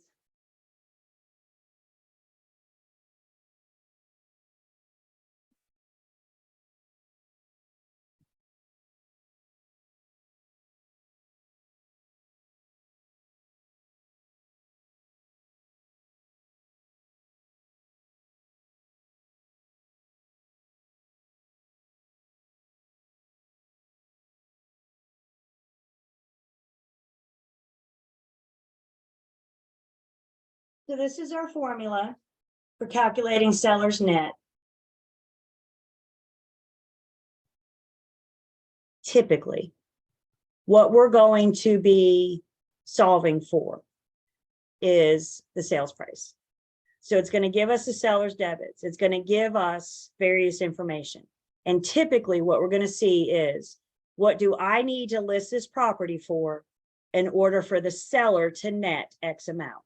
So let's first talk about seller net. Seller net is the amount of money you're going to put in their pocket once this thing is closed and everybody's standing there with their hand out waiting to be paid has been paid. Remember our lien priority that we talked about in Unit 3? Now that we're selling the house, in addition to all those people standing there with their hand out for lien priority, now we got people at closing that are waiting to get paid. Like, I don't know, for example, me and you. So we're standing in line now with our hands out wanting our commission. The seller has some other debits that we will look at. And what I'm telling you with net is, once all those people in the line have been paid, me and you included, seller's net is what they're left with. The attorney will write the seller a check for selling their home, and that's what they're left with. So everybody good with me so far? Do you think it's common for a seller to look at the listing agent and say, I've got to make X amount to sell this house? I've got to make X amount to sell this house. Do you think that's a common scenario? Yeah. I had a seller once, y'all, the man about drove me nuts. I had a hard time getting an answer from him. Every single thing I asked him, his answer was, I don't care as long as I get X amount. What do you want to list it for? I don't care as long as I get X amount. You want to accept this offer? I don't care as long as I get X amount. Are you willing to do any repairs? I don't care as long as I get X amount. The man was not trying to be hard to get along with. The man just genuinely cared about one thing. What he cared about? Getting X amount. As his listing agent, did I have a material fact on my hands? If it's important to my seller, then it's important to me. Was I dealing with something material? I mean, at one point I had to look at him and say, yo, I need an actual answer from you. I'm going to get you X amount. We're all working hard to get you that. That's what we mean by seller net, you guys. So the number that goes on top of the T-bar is what the seller wants to net, plus all their debits and expenses, everything except commission. Do not worry, I will get you paid. But that's part of the problem topic with this. Commission does not go on the top. The top is for the seller's debits and expenses and their net. The other piece of seller net math that we're dealing with here is the seller's rate. And we will talk about that in just 1 second. So we have our T-bar written down. This is our formula. I recommend all formulas go on a flashcard or a piece of paper you have labeled called formulas. You got to know the formula to solve the problem. Talking about sellers' debts. We're going to get more into sellers and buyers' debits and credits when we go to closing in Unit 21. But just to introduce you to it, there are some things in a typical real estate transaction that are considered debits to the seller. The seller will typically pay commission. The seller will typically pay to have the deed prepared. And the seller will typically pay excise tax. I say typically because we always do what the problem tells you. So if the problem tells you otherwise, if the problem says the buyer's going to pay commission, do what the problem tells you. In addition, I always say if you can remember your alphabet, you can remember commission, deed prep, and excise tax, CDE. In addition to CDE, the seller will also have debits such as outstanding liens, unpaid property taxes, last year's property taxes.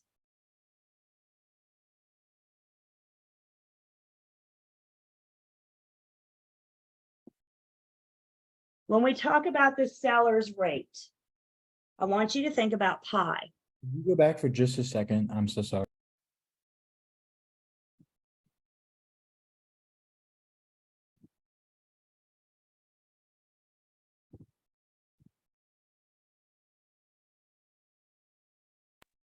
Thank When you we so talk about when we talk about seller's rate, we got to think about pie.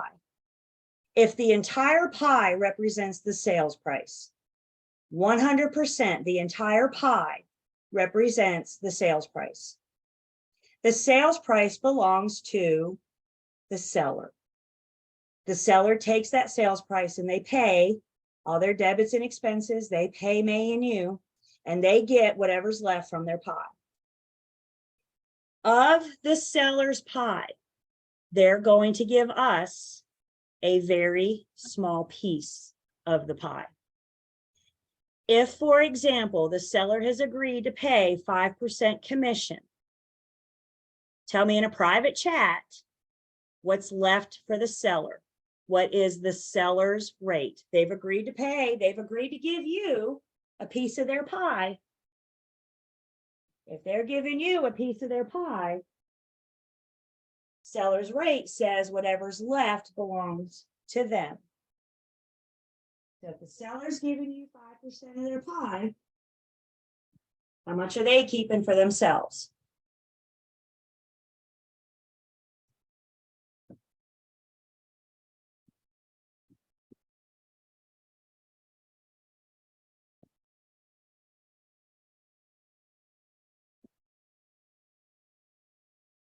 Okay. So the whole pie represents 100%. The sellers agreed to give you a piece of their pie, which means the seller's rate, the number that goes in the T-bar, is going to be 95%. They will tell you the commission percentage. From that, we use that to calculate the seller's rate. And that's the number that goes in the bottom right of our T-bar. Questions on how we got the 95%, how we got the seller's rate?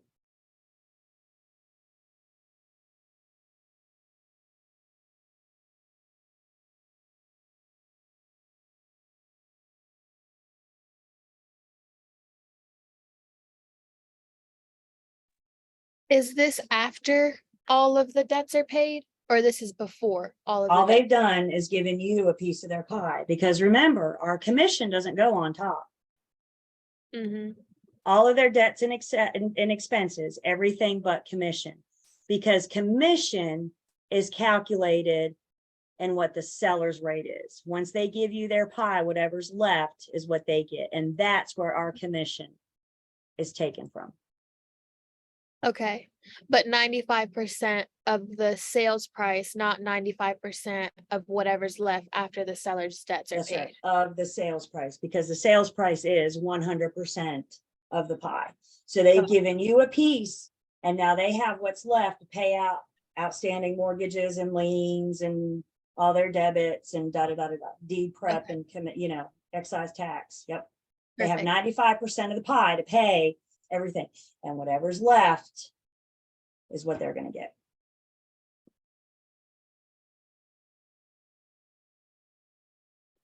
The seller's rate is probably the problem topic of seller net math. What number goes in here? So let's make sure we're good on that. Take the pie, minus 100% minus the commission. It's going to be left for the seller. Another common misconception, you guys, I hear you guys just want to calculate your commission. I need you to slow down just for 1 second, because I don't have the information in the problem. Remember what I said when we started this conversation? Most of these are going to ask us to find the sales price. I can't calculate my commission until I know that sales price, because I'm paid off of the sales price. Everybody with me? So once we calculate the sales price, then if you really want to take that extra step, you can figure out how you get paid. But in these problems, I'm not caring about paying the agent. I'm caring about paying the seller. They're called seller net problems. So y'all don't worry about your commission in these problems. They're calculated in that seller's pie, that seller's rate. Questions so far?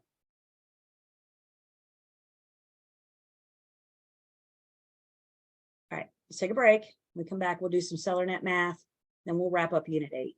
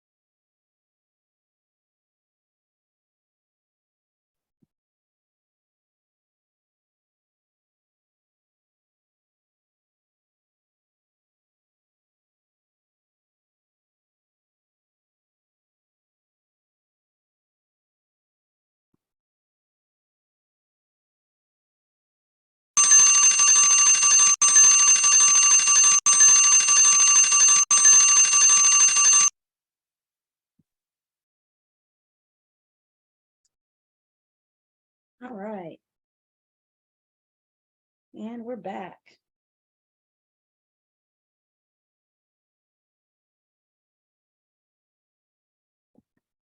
So let me take attendance.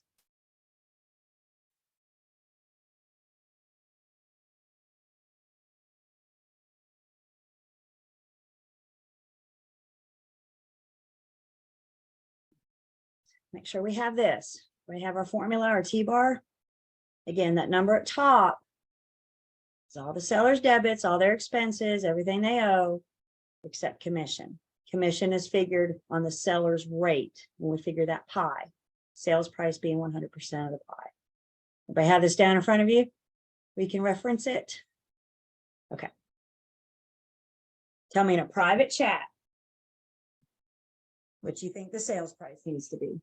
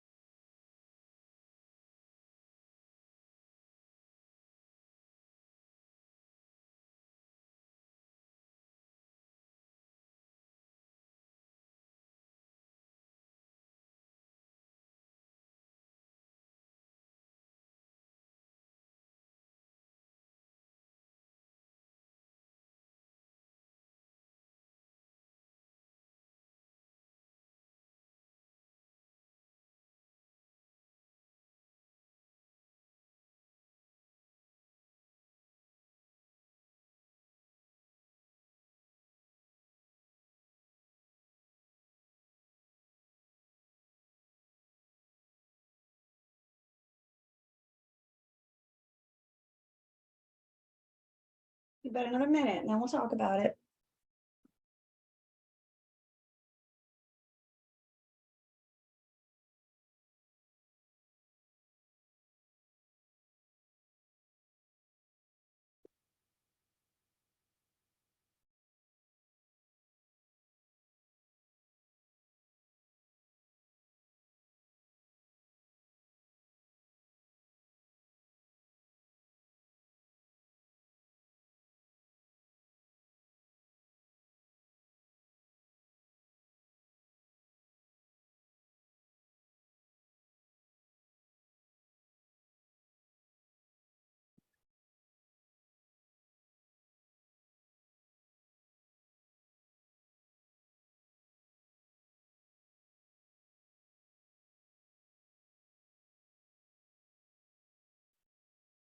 All right, see what we got.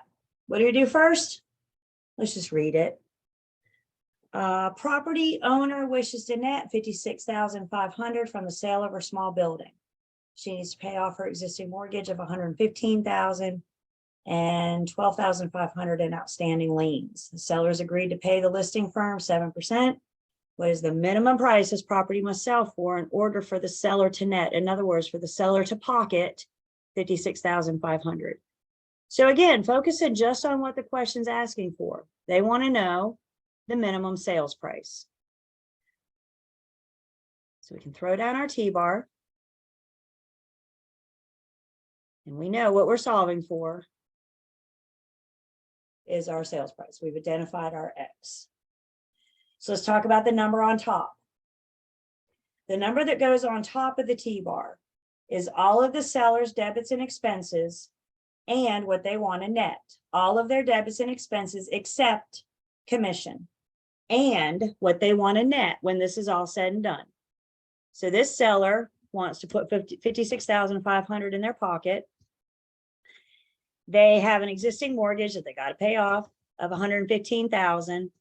And then there's 12,500 in other expenses. Again, you guys, I'm sorry, outstanding liens. We're only going to deal with what the problem gives us. So you only have to worry about, yes, the seller's going to have to pay excise tax. Does this problem mention excise tax? No, then we don't have to worry about it. Yes, the seller will have to pay to have the deed prepared. Does this problem mention the deed preparation fee? No, so we don't have to worry about it. Everybody with me on that? If it's not in the problem, don't worry about it. There's good news. So we take their net, their mortgage, and their other outstanding liens and add them up. And we get 184,000.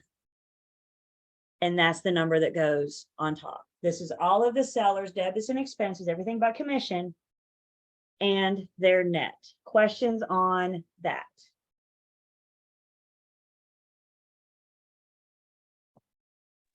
How did you get, I got 183.5. How'd you get 184? Let's see, 56,500 plus 115,000 plus 12,000.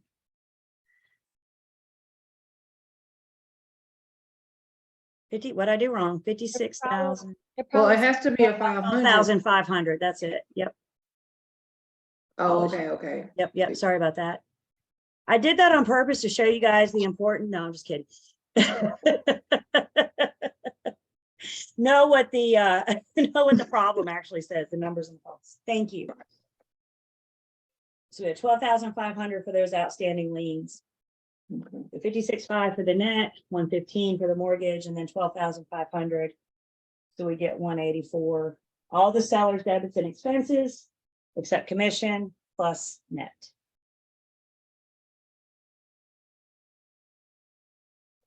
Now we got to figure out the seller's rate. To figure in the seller's rate, think about pi. Pi represents the entire sales price. Entire sales price is 100% of the entire sales price. The seller is going to give you a piece of their pie. So if they're giving you a piece of their pie, they get what's left. So the seller's rate is going to be 100% minus your piece of pie, minus the commission, to get what's left for the seller. And what's left is that number that goes in the bottom right. So once they give you a piece of their pie, what they have left is 93%. Questions on this?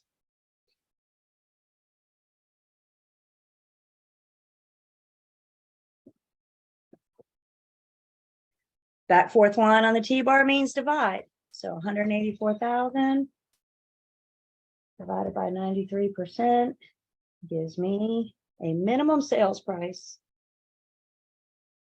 197. Let's see what we get. 197, 849. Maybe if you rounded there, that's fine. Again, you guys can't miss it from rounding alone. So in other words, you'll be able to look at an answer choice. If you see 197, 850, or 849, you'll be able to look at that and see that you're close enough. The answer choices aren't pennies apart. They're not cents apart. And that's why I mean, you can't miss a problem by rounding alone. You seem surprised. Say, yay, I was right. Not wow, I was right.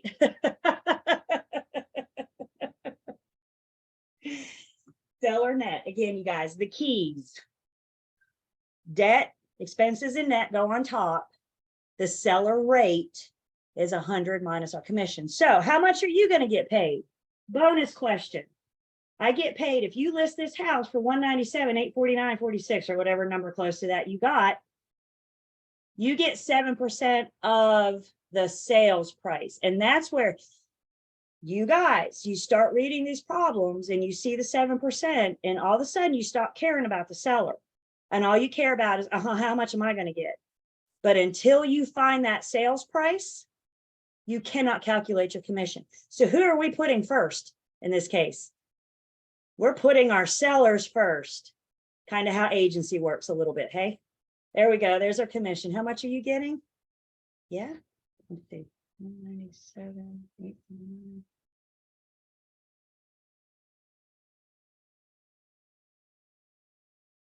Yep, so about $13,850. We'll split that, of course, the firm. Yep. So let's talk about what we just found. I just found a minimum sales price of 197, 849, 46. This will pay me and you. This will pay the outstanding mortgage, the outstanding liens, and this will put $56,500 in the seller's pocket. If you sell this house for 1 penny less than this amount, that comes out of the seller's net.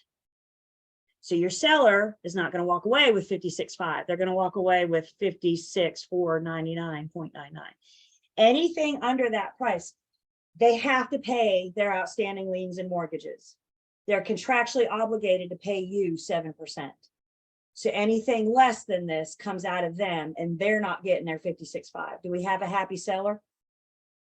No. Especially the one that says, I can't sell if I can't make 56.5 from this. What if you sell it for more than that? Now I got a happy seller, right? I sell it for more. Again, this is the minimum price. This is the minimum price. So if I sell it for more than that, yes, I'm going to stand and make a little bit commission, because my commission will always be of the sales price. But guess what? So will my seller. So what I need you guys to understand, before we get all excited and start listing this home for 198 or whatever you're going to list it for, now we got to pull some comps. Now we got to look at some figures and make sure that this neighborhood, this area will support this sales price. And we will talk about those comps when we get to unit 17. We mentioned the CMA, the comparative market analysis. We will talk about those comps and how we can study this property and see if this is an appropriate, if this is a doable sales price. So before you make promises to the seller, we got to do a little bit more research to do, don't we? We got to look into it and make sure. Let's say we pull comps and I find the average sales price in that neighborhood is $155,000 to $160,000. Could I take this listing for 197, 198? I mean, I could, but am I going to sell it? It's going to be tough, isn't it? So we can't make promises, you guys. We can't make guarantees without doing our research. Remember, I'm a fact finder. They need to make an informed decision. And if I genuinely don't think I can sell their house on this 198 or 197, 849, 46, I might be best not to take the listing. I have walked away from sellers before when I genuinely don't feel in my heart of hearts that I can sell their home, what they're wanting. And that's where we need to be, again, educated. That's where we need to be able to do our research, so we know going into this listing that we can have their end use meet, have their end use match. Questions? So you would calculate this after entering into a listing agreement with them, or you would need to do this before, because we're you gonna have to do have this the before. price Yeah. on it. That's right. That's right. That's exactly right. We cannot ask anybody to sign a listing agreement if we don't have the price.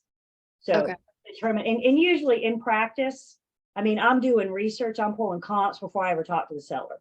So when I show up, I know if this is a doable number.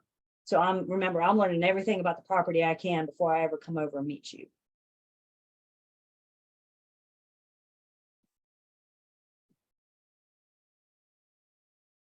Questions? Comments?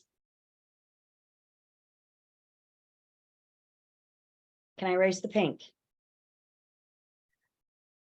Okay.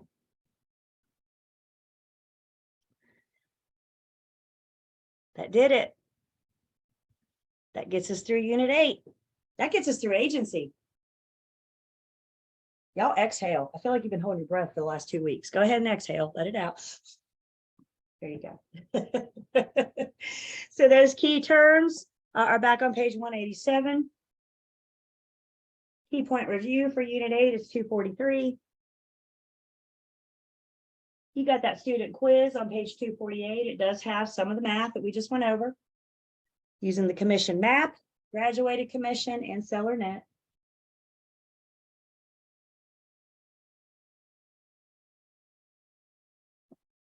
Also, for the math in Unit 8, there are those 50 problems in the back of the book. These are the numbers that relate to the math that we just did. So as you're working through those 50 problems, if you want to go through the whole thing at once at the end, that's fine. If you want to piecemeal it and do it as we go, these are the numbers to focus on.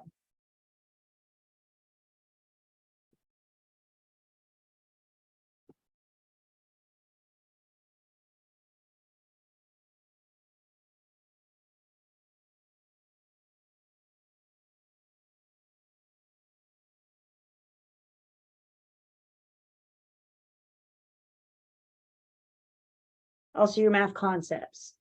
242, 243 goes over the commission map and seller net.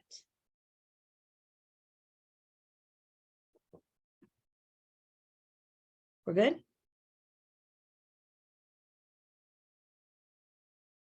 Head bobs?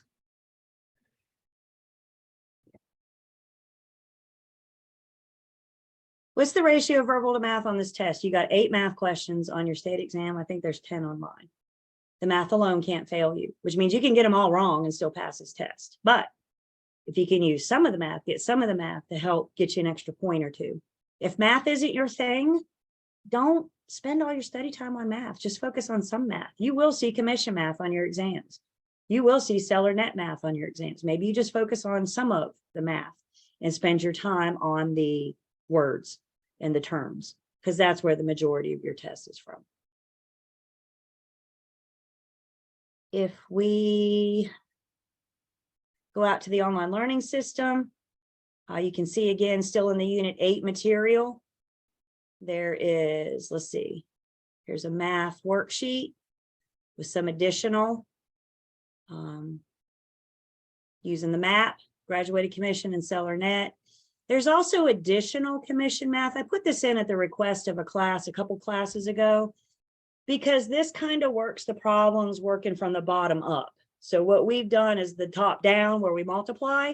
So this is some practice in working those problems from the bottom up where we're going to divide. So that's what that additional commission. And of course I include the solutions, but studying the solutions isn't going to do you any good. Try it on your own first. Only use the solutions to see where you are.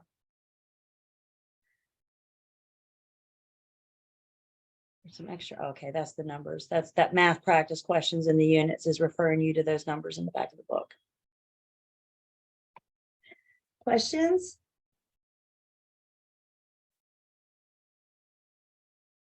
Here's the deal with agency, you guys.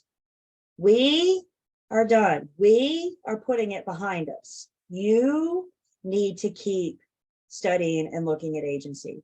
I'm telling you right now, if you put agency down and you don't touch it again until the end of August when you're getting ready for the exam, you're going to forget everything that you've learned so far. So incorporate agency in your study time, and start keeping review so you can keep it fresh and you're not trying to relearn it in a month. So we're done, but you got to keep going.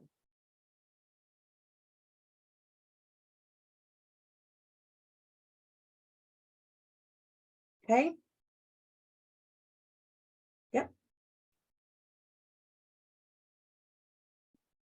I just saw my sticky note and remembered I had a question about unit before you move on. Sure. Let me see.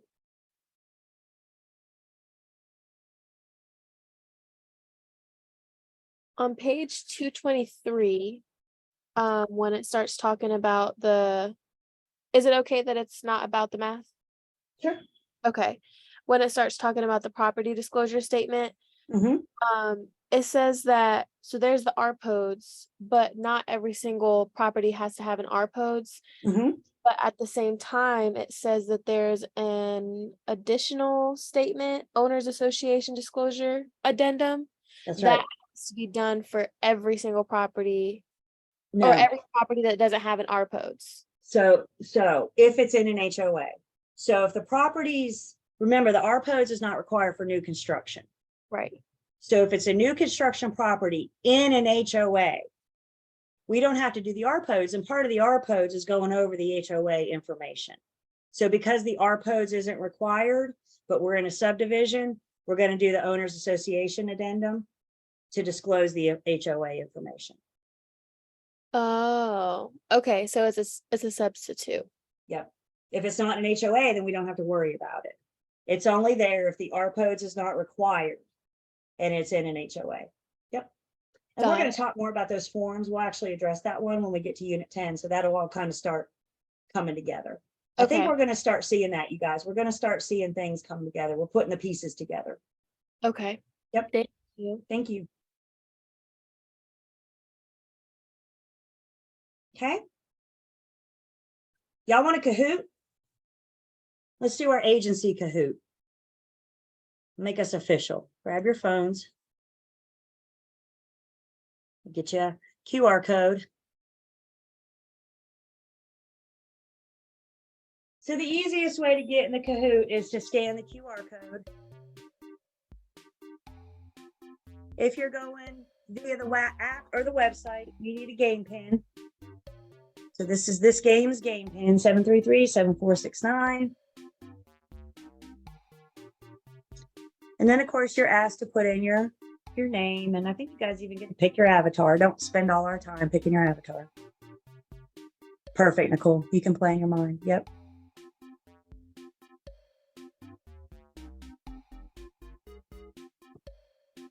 This is our agency Kahoot. So this is for unit 7 and 8.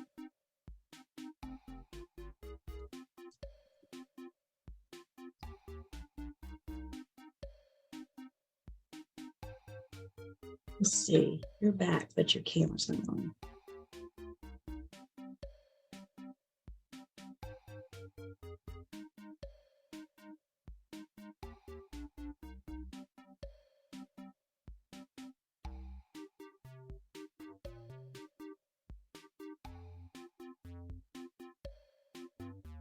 Everybody that wants to play, again, if you don't want to play on your phone, you don't have your phone handy, that's fine. You can always play in your mind. Perfect. That's what I want to see. Thank you. Okay. Everybody that wants to play? Agency Kahoot. Let's see what we got here. Unit 7 and 8.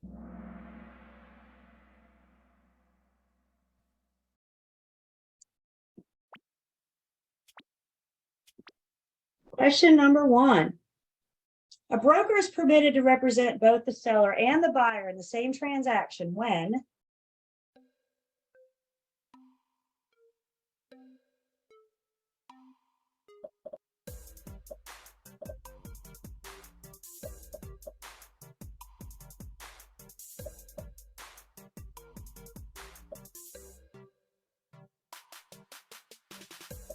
$10 seconds.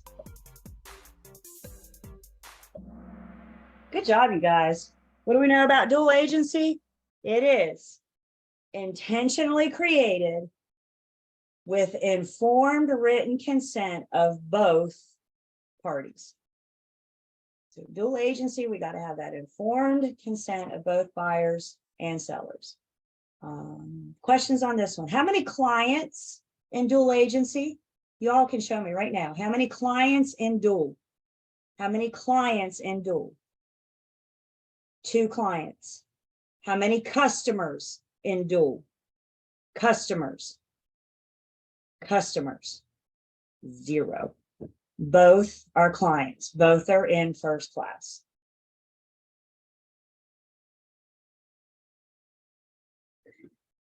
So see who got it right the fastest. Nige, I'm going to say, was out the gate first. You want to tell me who you are in a private chat? That's fine. Mo and Joy, Dimples, and LaDawn. Question number 2. Which of the following is true? Nice.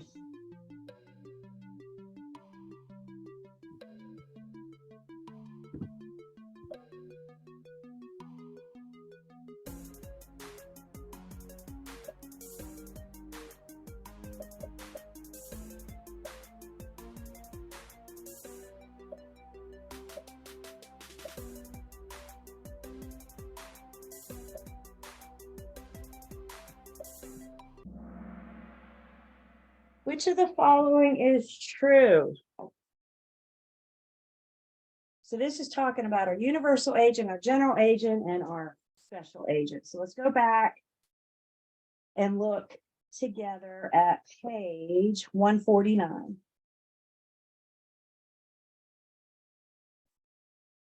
The universal agent, you guys, is the purple unicorn. We're not going to see it in a real estate transaction. So it looks like we did good with that. The general agent has some power, some ability to bind. That's our property manager. That's your relationship with the firm. And then the sales agent is the special agent. The sales agent is the one working with buyers and sellers. Maybe it's residential, maybe it's commercial. The key is they're working with buyers and sellers. How much power do we have as special agents? How much authority do we have to bind as special agents? Yeah, none. I can't make anybody do anything. I'm a fact finder. Questions on this one?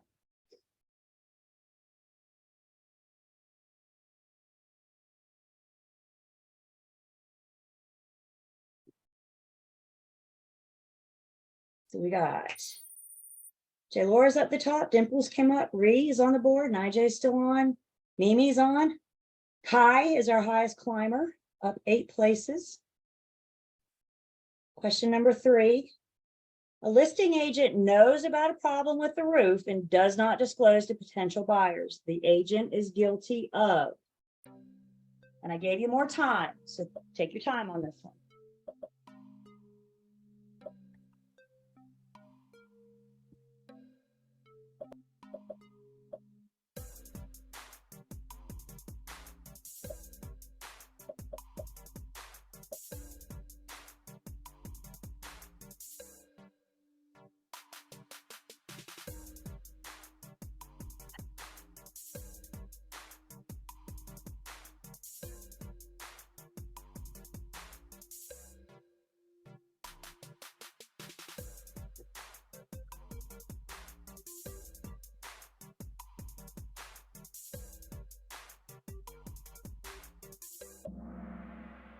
A listing agent knows.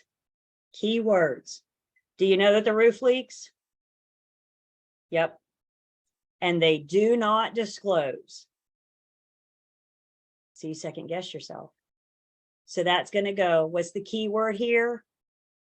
They know, and you don't disclose. So that's willful omission. You know about a material fact, but you kept your mouth shut. Willful omission. What if you didn't know and you didn't disclose? Could be negligent.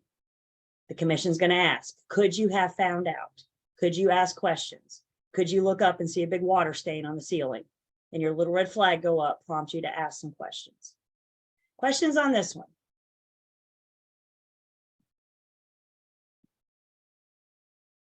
Misrepresentation is a lie.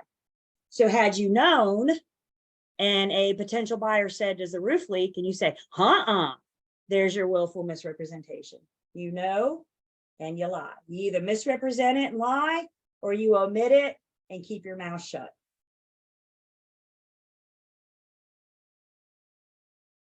The questions on this one?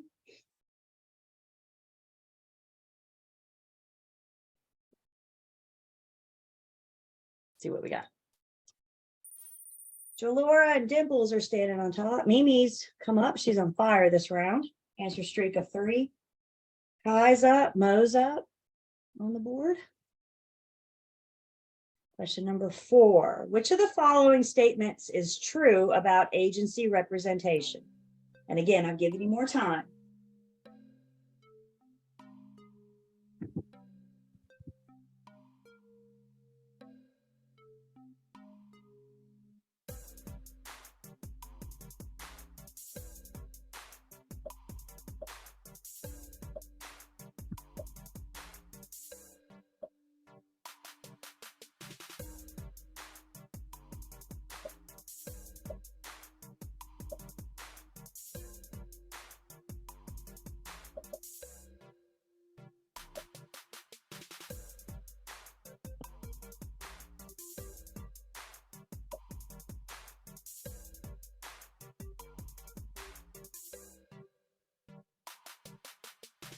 Ten seconds.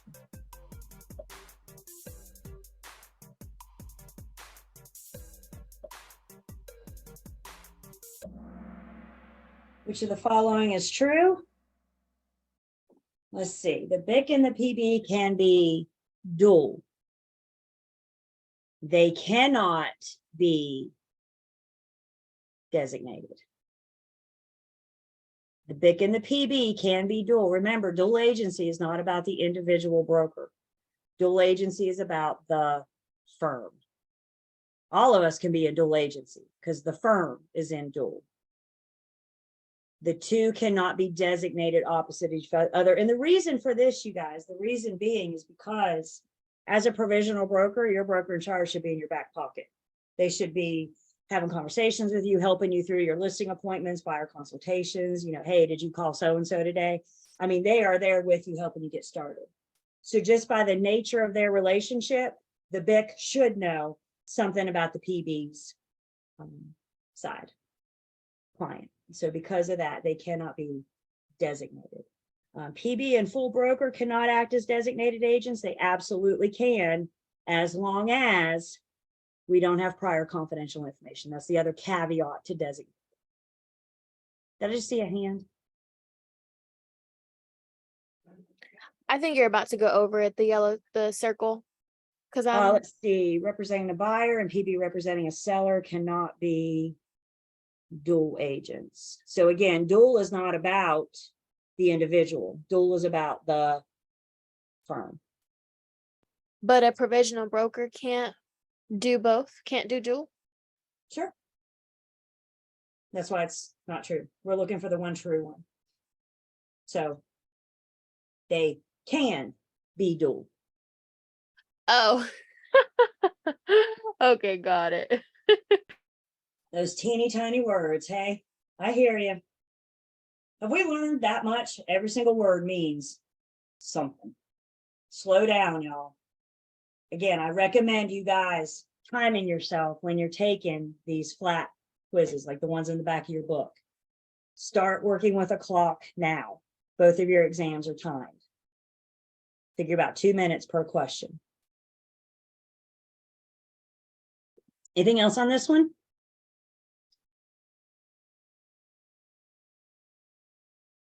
All right. See what this did. Laura's on top, on fire. Dimples is still on. Kai's come up. G has come up. Kiki's on the board. She's come up. Question number 5. Working with real estate agent disclosure must be given.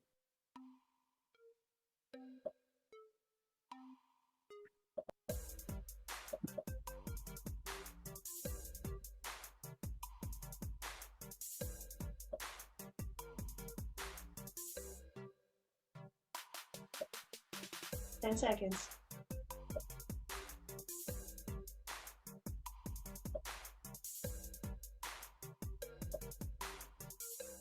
We do our disclosure to all consumers in a real estate sales transaction, residential or commercial. Let's talk about what's wrong with the blue one. After is too late. Tell me all your secrets. Tell me everything that I need to know about this transaction. And then I'm going to say, I represent the seller. I have to take what you just shared with me to them. Everybody with me? After is too late. The commission rule says we need to do our working with real estate agent disclosure before first substantial contact. In practice, we need to be on alert. Don't let them get to first substantial contact and then say, I'm going to share your confidential information. We got to get to them before. Property owners, we do at first substantial contact, not initial. Only when you've been hired as a buyer's agent and you're talking to the seller or the seller's agent, do we do initial? And then to consumers, what's wrong with this one? Is that word all. We don't have to do the working with real estate agent in lease transactions. Thus, we don't do them in all. Sales only.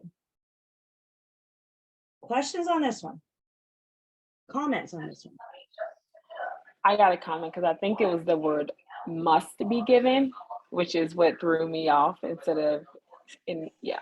Mhm. Makes sense. Yeah, Pay and that attention word to must, wording. again, Yeah. we must do it in real estate sales transactions. Yep. Thank you. And that's what got me too, because it says real estate sales transaction. We're not making a sale, so I didn't choose that one either. Well, it's sales because I'm working with buyers or sellers. That's what we mean by a sales transaction. I'm And I talking did to, first. and buyers and substantial sellers are involved in a contact, so. sales transaction. Yep. I think what confused me, Julie, is that we talked about that 3-day period you have Uh-huh. after you have substantial contact. So wouldn't that be after? But we still, remember, even though we may not be face to face, I'm still going to have a discussion with you. I'm still going to review it with you. And it's Okay. still for all sales transactions, whether we're doing it face to face or we're doing it via email or over the phone. Oh, given, gotcha. So yes, we do have 3 days to get it in their hands, but this doesn't negate me having a conversation with them right now. So we're still doing our disclosure.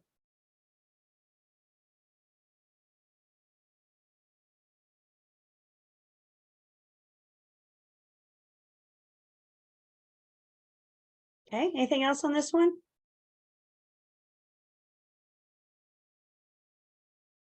All right, let's see what we got.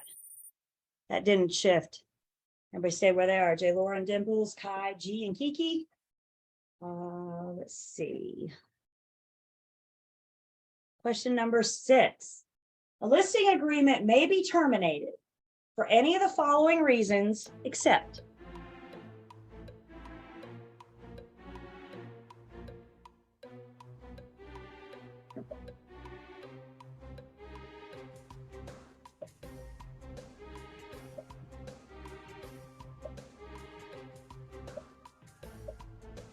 ten seconds.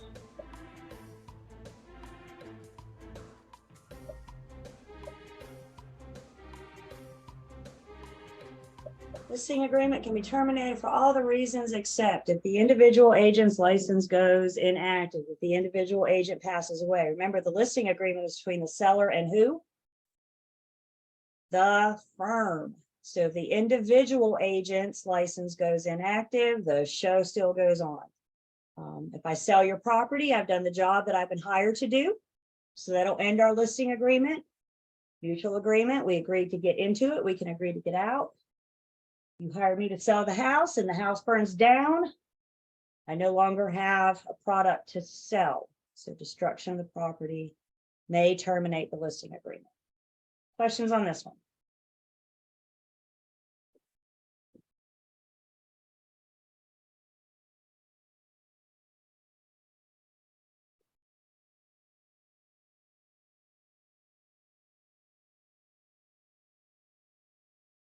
Let's see what we got here. Staying on, Laura, Dimples, Kai, and G. Mimi's back up on the board. And the last one. All of the following are typical provisions of a listing agreement, except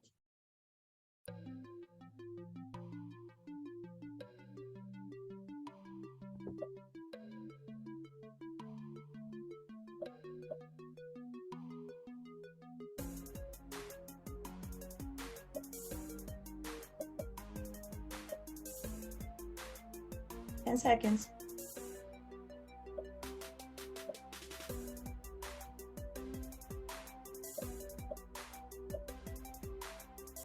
Except in this one is the responsibility of the buyers. Listing agreements between the firm and who? The seller. What's it have to do with the buyers? Nada. So we're going to discuss the price, how much you're going to pay me, what our responsibilities are, but in the listing agreement, we do not address the responsibility of the buyers. Questions on this one?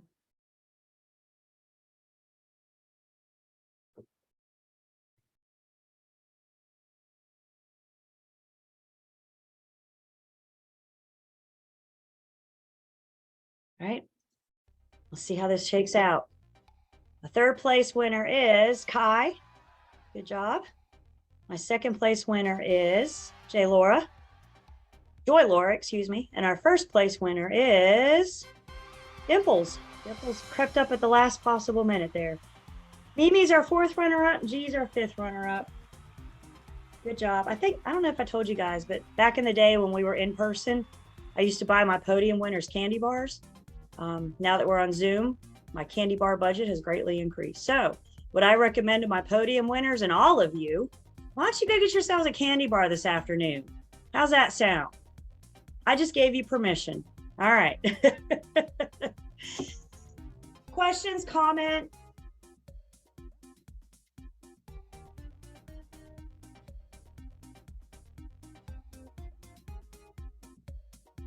Okay. Before we go to break, let me shut this up. We are going to go ahead and break. When we come back, we're going to jump into Unit 9. Units 9 and 10 are our contract units. So we're going to switch gears just a bit from agency, and we're going to start talking about contracts and how they work. Remember, you guys, units 7, 8, 9, and 10 are heavily tested units. So we're still in the throes. Y'all guys, you figured out by now I'm a pretty big math nerd. Yes. Yeah. So I sat down with your test one time and I figured out how much of your exam comes from 7, 8, 9, and 10. About 40%, just from those 4 units. It's not enough to pass you, but it's a great place to start.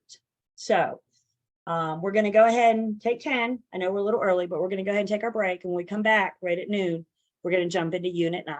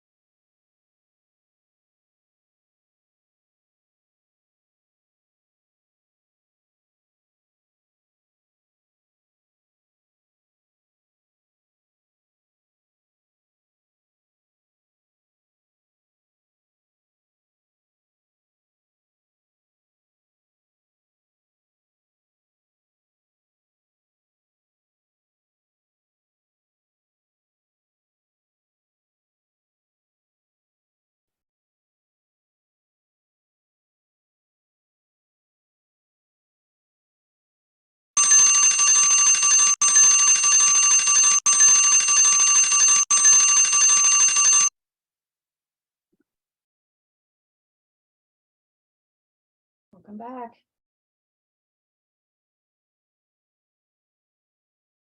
Almost popping on.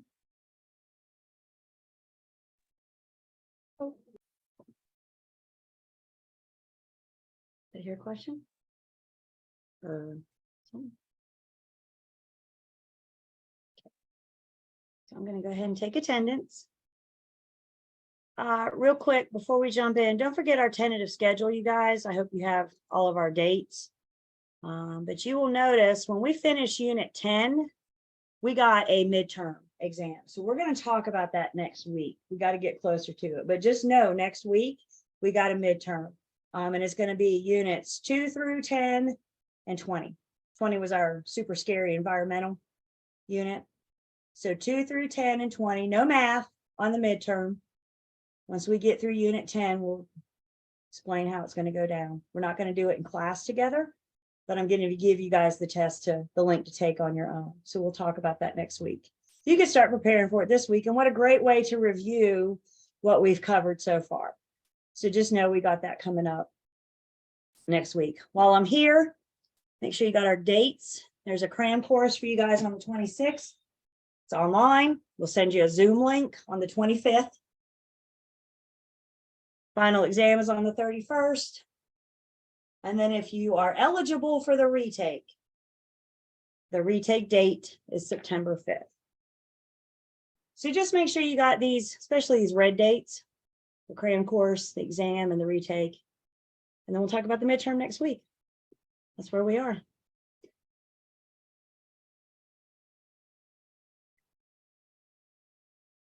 Unit 9.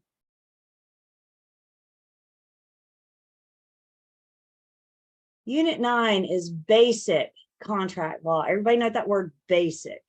Guys, we're not in law school. First year law students probably spend an entire semester on contract law. We're going to blow through it in like an hour and a half. So we're not in law school. We're not trying to know the ins and outs and everything there is to possibly know about a contract. However, we deal with contracts every single day. So it's important that we understand how they work. Unit 9 is basic contract law in general. Maybe real estate's involved, maybe it's not. Unit 10 is going to be specific to our standard offer to purchase and contract and various contracts laws that relate to real estate. So we're going to start just by introducing you to the basics. So our guide map for this unit is to discuss our basic contract law. We're going to talk about essential elements, required ingredients of a contract. We're going to define some contract concepts. The key to Unit 9 are the words. I would spend your study time in Unit 9 on those key terms at the beginning of Unit 9. We've got to know what these words mean. So the best way I know to start this unit and talking about basic contract law, the very first thing we need to do is define what the heck a contract is. This is for you in your book on 254. So if you don't want to copy it down, I got it word for word in the book for you. A contract is defined as a legally enforceable promise or set of promises between legally competent parties supported by legal consideration to do or refrain from doing a legal act that must be performed and for which the law provides a remedy if a breach of promise occurs. Just in the basic definition of a contract, do we see a common theme? Do we see something pop up over and over and over again? Contracts are legal. Contracts are legal. They're binding in a court of law. You cannot have a legally binding contract for an illegal purpose. That makes sense, does it? So contracts are legally binding documents, legally enforceable. Contracts are also voluntary, which means we voluntarily enter into a contract. You can't force somebody to enter into a contract. A contract is for an agreement or a promise. It's supported by legally competent parties. We'll talk a little bit more about that. It's supported by legal consideration. This is probably the problem topic. Any agreement or promise has to have some form of consideration in exchange for that agreement or promise. Now, typically when we talk about consideration, what are we referring to? Money. But consideration is just anything of value. So maybe that consideration is money, which is what we see the most common. But couldn't legal consideration be in exchange for free rent? Is free rent something of value? You better believe it. What about free lunch at McDonald's for the next year? Is that something of value? You better believe it. So don't get it stuck in your mind, if you like McDonald's, I guess, right? Don't get it stuck in your mind that consideration is money. Consideration is something of value. And that consideration will be exchanged for the agreement or the promise. One party makes the agreement or promise, the other party responds with consideration. Have you guys ever heard the expression, there's no such thing as a free lunch? There's something involved, right? This is what we're talking about, something of value. And then contracts have to be for a legal act. Again, you cannot have a legally binding contract for an illegal purpose. And we'll break this down a little bit more in just one second. So just some words, contract words that we need to have basic understanding. So the first set of contract words. Contracts are either express or implied. We've seen this before. An express contract means the terms have been clearly stated. An implied contract is done by your actions. In real estate, our contracts are express. If you guys see the word implied on your test, your little red flag needs to go up. I'm not saying it's right or wrong. I'm saying you need to pay attention to express versus implied. And in real estate, all of our contracts are express, which means the terms are clearly stated. Maybe this is an agency contract. Maybe this is a sales contract. Contracts can be unilateral or bilateral. In contract speak, the word lateral means side. So in a unilateral contract, only one side has to perform. In a bilateral contract, both sides have to perform. The majority of what we do in real estate is bilateral. It's a two-way street. Remember our agency agreements? The firm has duties to the client has duties to the firm. It's a bilateral contract. We do have an example of a unilateral contract in real estate. We will talk about that at the end of Unit 10. So we will see unilateral again, just means side. Contracts can be executed or executory. An executed contract means it's a done deal. All the promises have been fulfilled. Consideration has changed hands. It's done. Everybody did what they promised to do. An executory contract is a contract still in motion. We have a contract, but there's something left to be done in order to complete it, in order to fill it. Our entire contract to closing process, from the day we go under contract to the day we close, is executory. It's in motion. It has something left to do. Once it's a done deal, now it's executed. All those terms have been fulfilled. Have you guys learned real estate's one of those fun industries where one word can have several meanings? Isn't that a good time? Executed is one of those words. Executed could mean that our contract terms have been fulfilled. Executed could also refer to the fact that the contract has been signed. So when we see executed, we need to use our context clues. When we see executed, we need to ask ourselves, and we'll look at an example. Has it been signed or have the terms been fulfilled? That one word could have several different meanings. So if we look at an example, Seller and buyer signed, i.e. executed, a purchase agreement, creating a legally binding contract. The closing took place 6 weeks later. Prior to closing, the contract was executory, meaning that its terms remained to be performed. When the completed real estate closing, the contract became executed, now meaning that the contract terms have been fulfilled.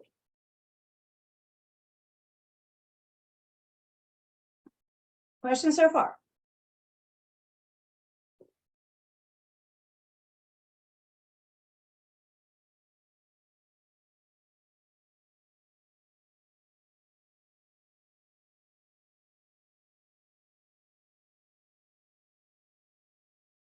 Now we're going to talk about the validity of a contract. Look with me, if you will, page 256. There's a nice little figure there at the top of 256 that kind of gives you a simplified of these terms. Obviously, we're going to talk about them. But I like these little charts and graphs in your books, kind of help you break it down. So take just a few minutes. Either take a screenshot of this slide, take a picture with your phone, but I want you to have this in front of you as we talk about it. It'll be here for a minute, but I want you guys to have this somewhere.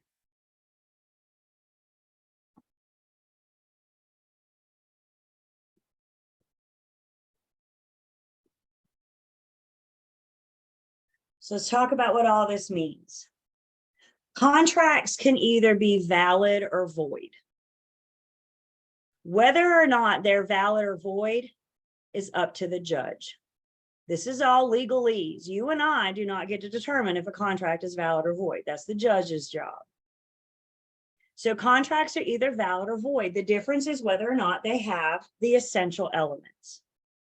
So when the judge is determining the validity of a contract, they're looking for the essential elements. We will talk about the essential elements next.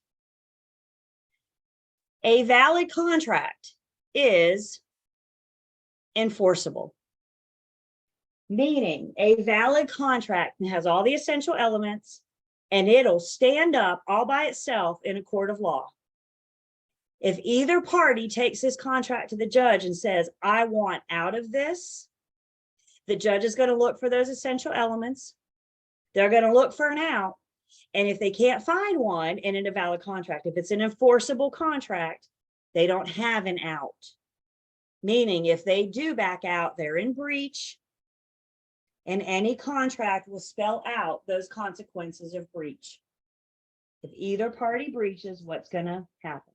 So it's completely enforceable in a court of law, a valid contract. It's important that we see these lines. A valid contract could also become voidable by the judge. It's valid, the contract itself is valid, meaning it has all the essential elements. But it could become voidable because one party may not be forced to continue with the terms of the contract. One party cannot be forced to fulfill the terms of the contract. The contract itself is fine. It's one of the parties. Now we're going to talk about some examples of who that party might be. Right off the bat, I think the person that entered into the contract under the influence. If they can prove to the judge that they were under the influence, I was drunk when I signed this thing. And if you can prove it, the judge may make the contract voidable because that party wasn't in their right mind. The contract is fine, nothing wrong with the contract. It's one of the parties. So hear me, voidable, one party may have the option to terminate. Whether or not they do or not is up to the discretion of the judge. And again, we'll see that voidable again. A valid contract could also become unenforceable. Nothing wrong with the contract itself. But now either party may have the right to take it to a judge and make it unenforceable. An example of an unenforceable contract is our handshake agreement. We didn't put it in writing. It's express, which means the terms have been clearly stated.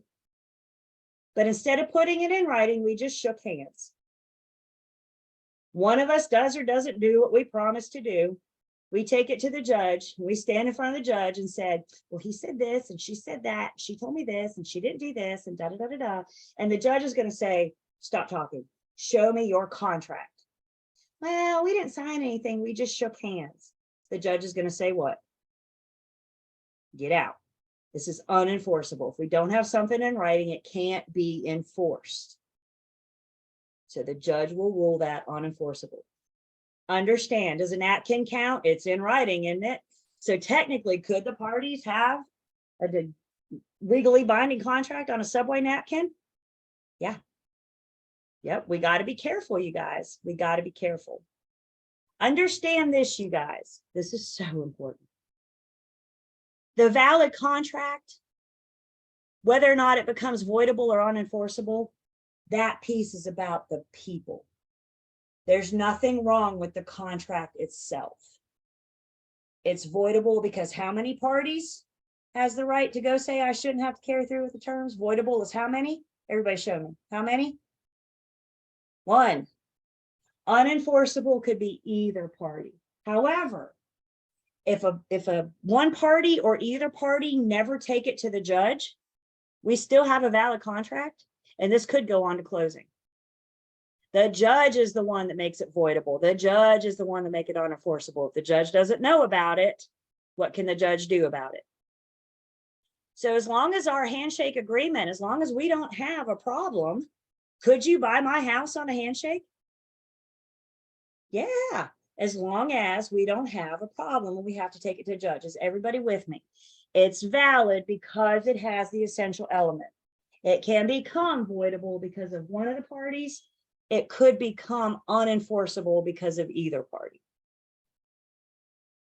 Now, compare a valid contract to a void contract. A void contract, now we got a problem with the contract. Nothing to do with the people. It's void because it's missing one of the essential elements. But guess what? The judge is the one to make it void. So if we enter into a contract missing an essential element and neither one of us takes it to the judge, could we go on to closing? Sure, because we think we're dealing with something valid. The judge is the one that gets to determine the validity of a contract. For your exams, everybody's head snaps up when I say that. For your exams, please turn with me to page 256. The example of a void contract that you may see for your exams is the example.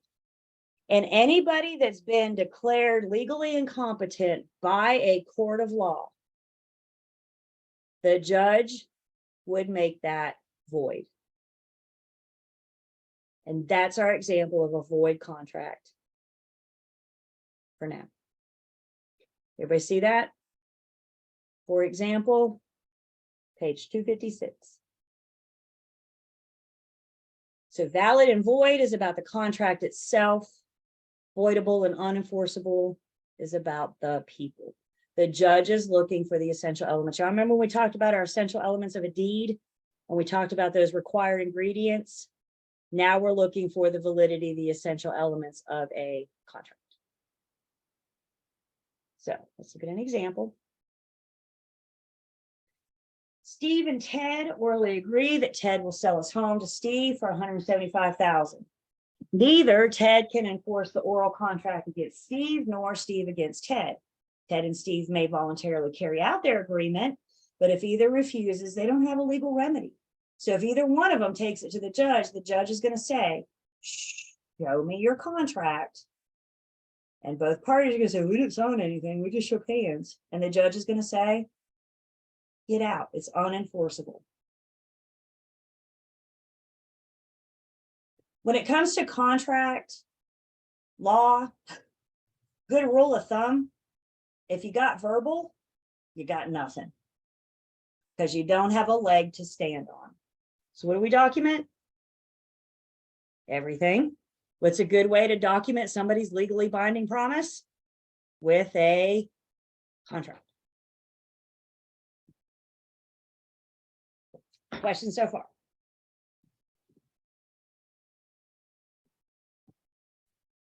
Really quick. So what if for whatever reason you had like a recording or like a video clip of the agreement or something like that?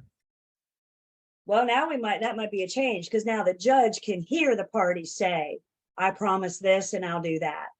So it would still be oral, but now we got proof. And that's what the judge doesn't have with a typical oral agreement, a handshake agreement. You hit record on your phone and now you got a better leg to stand on. I still can't tell you how the judge is going to rule. Gotcha. So all the judge is looking for is just proof. They're looking for those essential elements to determine the validity. And if we have a handshake, the judge doesn't know if we have the essential elements, if we don't have proof. So what are these essential elements? Well, we are on page 257. Earmark it, highlight it, circle it, take a picture of it. I don't care. When the judge is determining the validity of a contract, these are the elements that the judge is looking for. They're required ingredients. Again, if you want to bake cake this afternoon, you just have to have flour and water and egg and oil, right? You just have to have certain ingredients to have cake. What we're saying is you have to have certain ingredients to have a valid contract. What the judge is looking for with the validity, they're looking for legally competent parties. They have contractual capacity, meaning they have sound, sober mind. They have the mental capacity to be able to enter into and carry through with the terms of a legally binding contract. We're going to spend some time talking about mutual assent.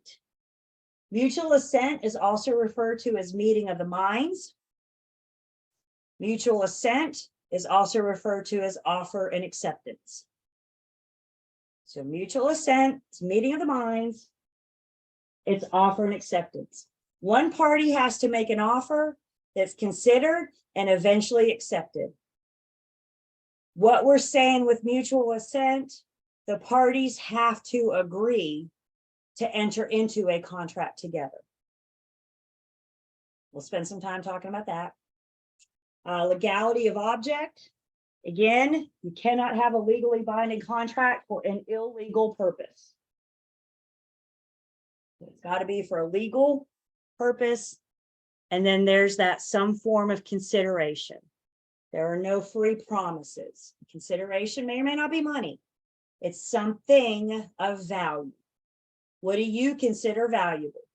Is it free rent? Is it 6 goats? What do you consider valuable in exchange for the agreement or the promise?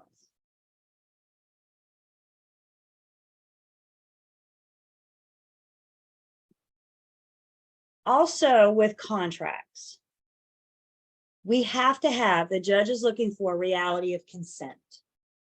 This takes us back to our meeting of the minds. The parties have to consent.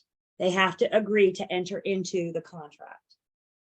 And in a contract, there are certain things that we can't have and still have that reality of consent. So if we have duress, if we enter into the contract under duress, we don't have reality of consent, thus we don't have meeting of the minds. If somebody enters into a contract under duress, they felt threatened. They felt that if they or their family would be harmed if they didn't enter into this contract. They entered into it under duress. If somebody enters into the contract under undue influence, usually where we see this is somebody with a higher position taking advantage of somebody with a lower position. A common example of where we may see undue influence is that caretaker that the family hires to care for their elderly parent. and that caretaker takes advantage of the situation, forces the elderly parent to enter into a contract to sell the house.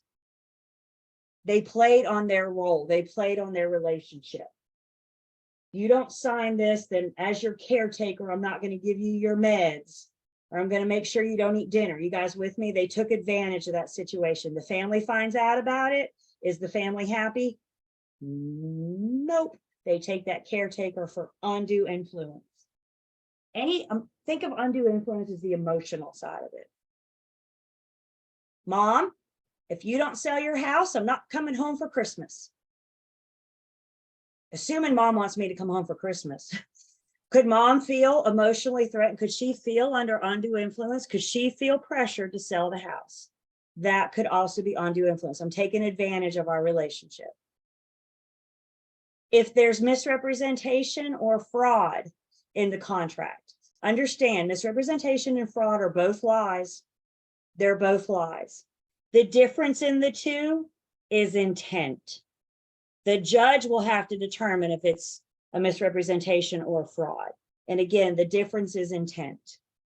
Let's say, for example, I own land. And when I bought the land, I was told that it was 10 acres. I'm buying 10 acres. I never had it surveyed. I never had it verified. I just assumed I was buying 10 acres because that's what somebody told me. Now I'm ready to sell the land. And I advertise 10 acres. A buyer comes in, we go under contract. The buyer has a survey. Lo and behold, it's only 7 acres. And we are both in shock. We are both going, what? 7 acres. That's misrepresentation. Did I lie? Did I misrepresent my property? Yeah, but guess what? I genuinely thought I had 10. That's a misrepresentation. Fraud, I have 7. I know darn well I have 7. And I advertise 10. The difference is intent. And that's for the judge to determine. The other thing, mistake of fact, again, if there's wrong information out there, again, either party, either one of these cases that we're looking at could make the valid contract voidable. The person that felt threatened, the person that was under duress, could make the contract voidable. The person that was under undue influence or that was lied to could make the contract voidable. The judge could make the contract voidable.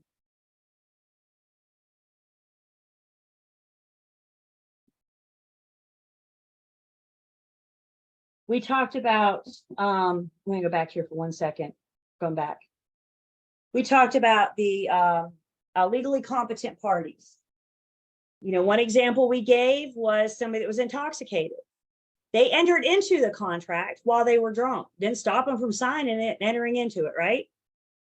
If they can prove to the judge that they were drunk, they can make it voidable. In other words, you guys, they can't be forced to carry through with the terms of the contract. Now, what if that person that was drunk never takes it to the judge? They still have a valid contract. It's just that person. Again, how do you prove it to the judge? I don't know. You have records. You have a bartender show up and say, yeah, she witnessed for you, and saying, yeah, she was falling off her stool, right? We get witnesses, we get proof. Another thing with legally competent parties, minors. In North Carolina, anybody under the age of 18 is considered a minor. And while technically a minor can sign a piece of paper and enter into a contract, the judge can't make the minor fulfill the terms of the contract. So if a minor signs a contract and the minor takes it to the judge, the minor could make it voidable. What if that minor never takes it to the judge? Could a 17-and-a-half-year-old buy a house? Yeah, if they don't take it to the judge, the minor makes it voidable. They will look at the adult in that situation and say, you're an adult. Why did you enter into a legally binding contract with a minor? So we talk about these legally competent parties. They may be able to sign the piece of paper and enter into the contract, but they can't be forced to carry out the terms. And that's what we mean by voidable. Hey, Julia, so in that situation right there, when you have like a 17-year-old, for instance, and then their parent or legal guardian tries to break the contract, are they able to do that since that minor is 17? So that, I'm sorry, I didn't hear that middle part there, Tim. Somebody signed an So adult. 17-year-old signs, and then the legal guardian or the parent finds out about it, so they can then cause that to be That's voidable? it. That's it, Tim. So you're 17 years old, you sign a contract and your mama finds out. Mama says, oh, absolutely not. Absolutely not. Right. So she could, yeah, a minor or a party, the minor, yep, could take it to the judge. And the judge can't make the minor close. So they would make it voidable. Yep. I want to talk to that 17-year-old that has money to buy a house. I'm just saying. Good for them.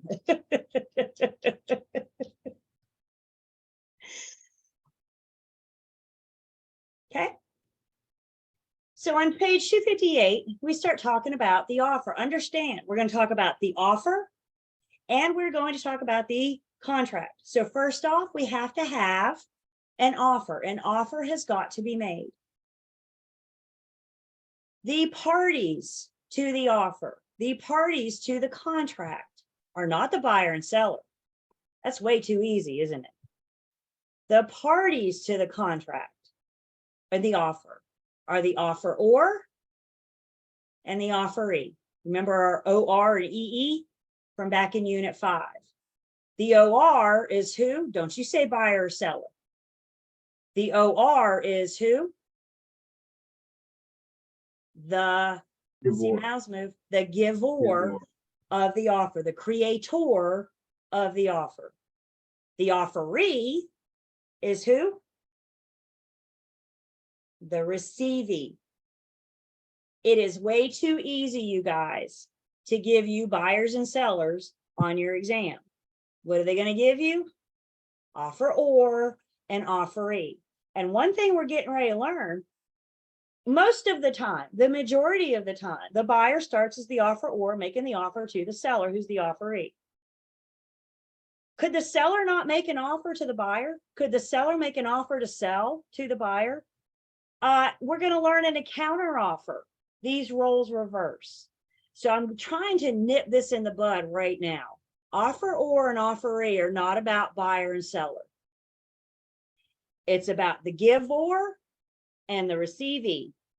Don't come into this with buyer and seller. The giver of the offer and the receivee of the offer. So the offeror makes an offer to the offeree.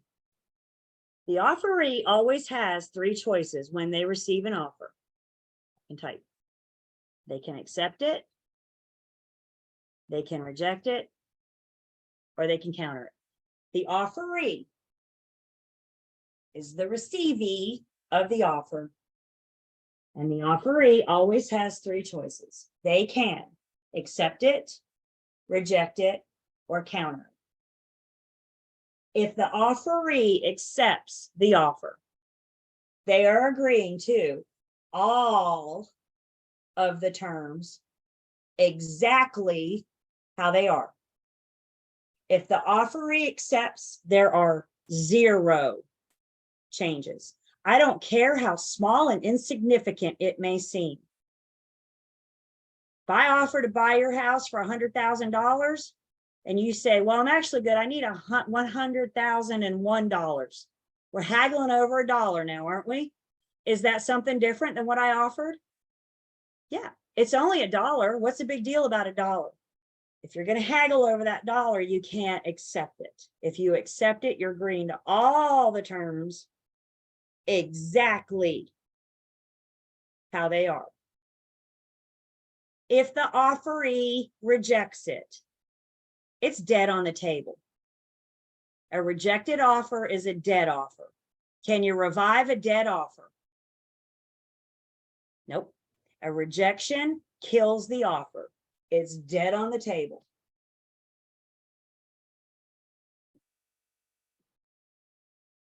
The third choice that the offeree has is they could create a counteroffer. A counteroffer is a rejection.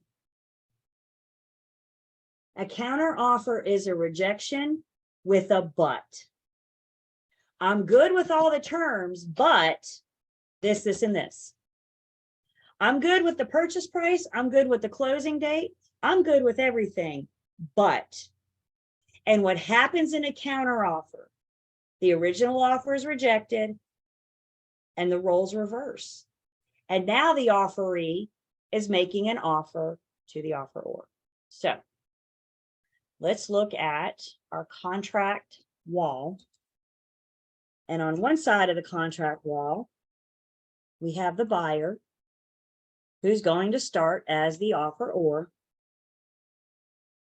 And on the other side, we have the seller who's going to start as the offeree. Maybe a real estate agent is involved, maybe they're not. I will bring the agent in just a second. Remember, this is basic contract law. So buyer's making an offer to the seller. The offeror is making the offer to the offeree. Seller receives this offer. They have three choices. What are the seller's three choices? They can accept it, reject it, or counter it. Any and every time you receive an offer, you always have three choices. Accept it exactly how it is, reject it and kill it, or counter it. A rejection with a but. So this seller receives the offer and they decide to counter it. The roles reverse. The seller now becomes the offeror, making a brand new offer to the buyer. With this counter offer, what are the buyer's three choices? They can accept it, reject it, or counter it. If they counter it, the roles reverse again. Anytime you counter it, you've killed the offer you received, and those roles reverse. Nobody is bound to anything until we have acceptance. So buyer makes an offer to the seller, seller counters, the buyer says, yeah, no, whatever, I'm not doing that. They can reject it and walk away. Everybody go about their lives as if it never even happened. We are going to, as we go through this unit, we get into unit 10, we're going to build on our contract communication wall. We're going to use this as our sample again. I'll bring agents into it. I'm not sure if we'll get to agents today or not, but we will bring agents into it. But I want you guys focusing on the OR and the EE. And this is what I recommend. Your test questions, you'll see this in your practice questions too in units 9 and 10. Guys, some of those questions are like this long. Buyer makes an offer, seller counters, buyer counters. I recommend when you see those questions, you draw it out.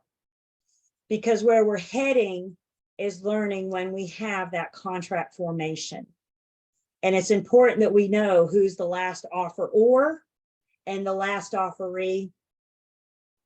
Because we need to know there's this magic moment in time when it goes from being an offer to a contract. And so your test question is going to give you these scenarios. And I think you should draw the contract wall. I think you should see who's the offeror, who's the offeree. And when we counter, see those roles reverse. So we'll see this again and again and again and again. Questions so far? So during the test, we're allowed to have pen and paper. Absolutely. Okay, I didn't know what because it's online. So Yep. what rules and regulations do we have? I'm going to check you in before the test and you're going to show me your blank scratch paper. Okay, sounds good. You go to the state exam, they're going to hand you some blank scratch paper. Yep. You can't do math without without scratch paper. So yes, both of your exams. And the state is in person? Mhm. Okay, gotcha. The offer. The offeror makes the offer to the offeree. Again, what we see the majority of the time, the buyer makes the first offer to the seller. But I don't want you guys to get bogged down in that. The seller could make the offer to the buyer. And we just saw in the event of a counter offer, those roles reverse. So this is not about buyer and seller. The parties to the contract, the parties to the offer or and the offeree. All right, private chat. I got a question for you guys. Private chat.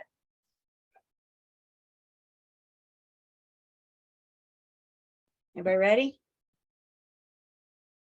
In a previous unit, we discussed an act that said there are certain documents that have to be recorded so they are enforceable. Name that act.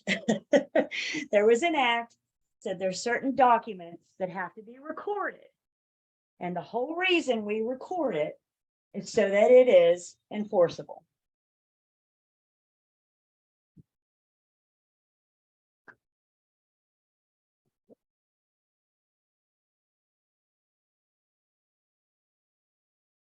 Oh dear. Did I say everybody in the chat? Okay, here we go.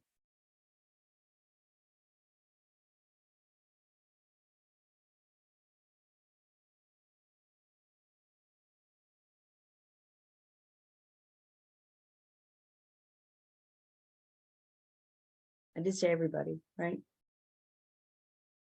Not just 3 of you. In a previous unit, we talked about an act. And the act said there are certain documents that have to be recorded so that they are enforceable. And my question to you is, what is the name of that act?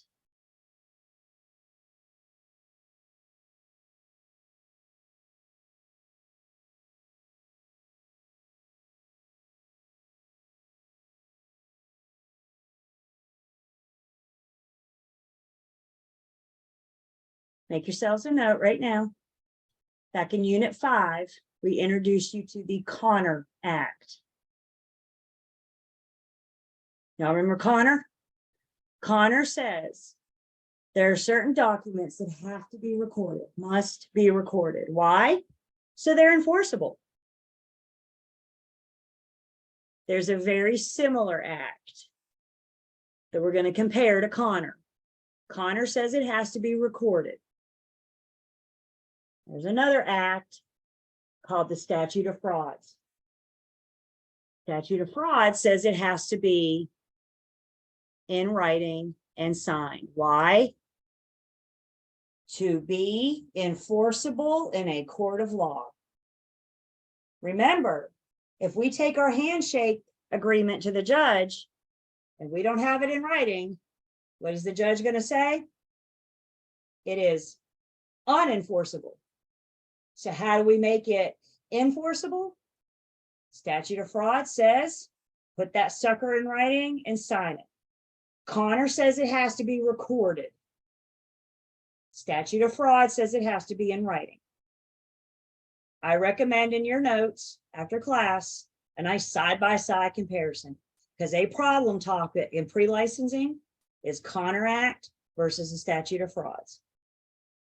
So everybody hear the difference. Connor is about recording. Statute of Frauds is about putting it in writing. The two run parallel. They do run parallel, but they do two different things. Specifically, things that the Statute of Frauds requires to be in writing. I'm on page 259. The second paragraph there, we start talking about North Carolina Statute of Frauds. Things that the Statute of Frauds requires to be in writing. There's your deed, your contract for sale, your mortgages, options, easements, leases. We're going to talk about leases in Unit 11. So it gives us a nice little list there, specifically what the Statute of Frauds, and that does apply to conveyance of real property. That does apply to our sales contracts.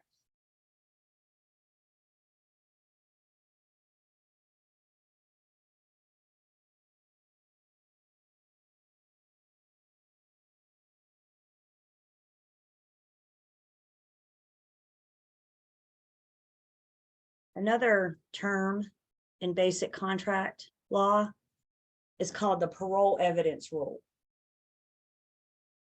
The parole evidence rule says the final written word of the contract will prevail over any previous negotiations or advertisements. The final end all be all agreements must be in the contract. If they don't make it to the contract, they don't apply. For example, remember we said that refrigerator is personal property, which means the seller can take it with them, yes, unless agreed otherwise. So let's say the seller agrees to leave the fridge on an acceptable offer. And we even advertise fridge to remain with an acceptable offer. It's in our MLS, it's in all of our advertisings. A buyer comes forward, makes an offer and says, I get the fridge, right? And the seller says, oh, absolutely, absolutely, it's gonna stay. We've talked about it on numerous occasions. We agree to it. Everybody's good with it, but guess what? That fridge never makes it to the contract as personal property that the seller is required to leave. According to the parole evidence rule, if it never makes it to the contract, is the seller contractually obligated to leave that refrigerator? Never made it to the contract. And the answer is no, because the final written word will prevail. And if it doesn't make it to the contract, it doesn't count. So make sure all the points, all the terms of agreement are in the contract, so they count. That's what the parole evidence rule says.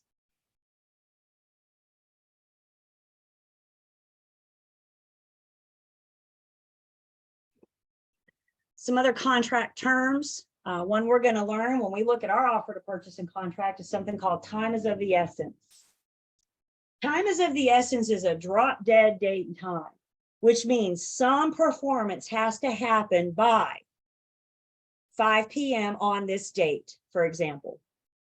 If this doesn't happen by this drop dead date and time, the other party may have an out. So some performance, time is of the essence, some performance is required to happen by some drop dead date and time. We do have a couple time is of the essences in our standard sales contract. So we'll see that again. Contracts may also be able to be assigned. If you're assigning your contracts, you are transferring your rights and duties to somebody else. You may still be liable as the assignor, the giver of the assignment. You may be held or still be made liable. But if you assign your contract, you've transferred your rights and duties to somebody else. Typically with an assignment, I tend to remember this, with an assignment, all the terms stay the same. The only thing that changes is the name of one of the parties. Whether or not a contract can be assigned has got to be spelled out in the contract. It's one of those things we'll see if it can or cannot be assigned. I think a great example of somebody says wholesaling, absolutely. I think another good example of an assignment, where are my homeowners on the call? And when you bought your home, you probably had to get a loan, right? You had to talk to a lender and get some money. Did your lender sell your loan to another lender? Did your lender assign the terms of your loan to another lender? Maybe they did, maybe they didn't. We'll talk more about the lender piece of it when we get to 14 and 15. But if your lender sells your loan, all the terms stay the same. Your interest rate, your monthly payment, how much is due, when is due, all that good stuff stays the same. The only thing that changed was the name of one of the lender, was the name of the lender, was the name of one of the parties. Another contract word is a novation. A novation is a new contract. A novation is a new contract. Maybe the parties change, maybe the terms change, maybe both.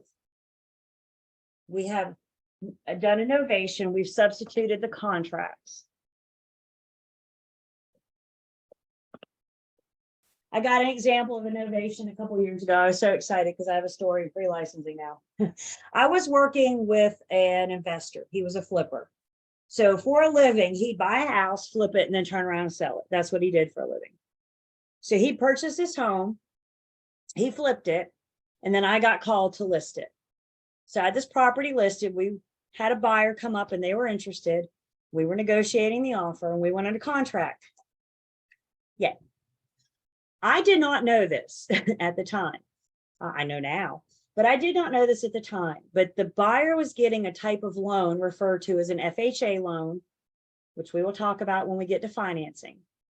And there's a provision with FHA loans that says that the seller has to own the property for 90 days before they can sell it. Just a provision, just something to know about FHA loans. I didn't know that. Now I do. Y'all, when we went under contract, my guys owned it. I'm not joking. For 89 days. Dang it, we were close. This is when I learned about this rule. The lender said, I can't send this to underwriting because underwriting will kick it back because they didn't own it for the full 90 days. So we sat still for, 12 hours, whatever. We waited till the next day, and then we did a novation. We substituted. We got everybody to re-sign it so the dates lined up, and we proved that they owned it for 90 days before they sold it. All the terms stayed the same. We just substituted. In this case, what we changed were the dates that created that contract. That was a novation. We did a substitute of contract. I learned a lesson. You guys still have your chat set to private, just to me? I'm not hearing from everybody, so let's try to hear from everybody. Even if you don't know, tell me you don't know. Got a question for you guys. Back in unit 5, unit 6, doesn't matter. Previously, we told you guys what an amendment was. What are you doing if you amend something? If you amend it, specifically, we're talking about zoning. If you don't know, tell me you don't know, because I'm looking for attendance. If you amend something.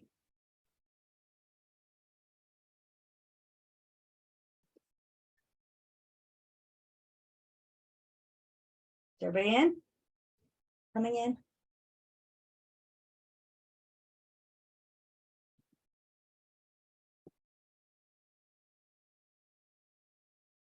An amendment, keep this simple. An amendment is nothing more than a change. If you amend, you're changing an already existing agreement. Remember when we talked about zoning amendment? A zoning amendment purpose is to change the zoning, amend the zoning. Contracts can be amended. They can be changed. Once we've agreed to terms, we can enter into round 2 of negotiations and renegotiate these terms. We could amend the contract. Compare an amendment to an addenda.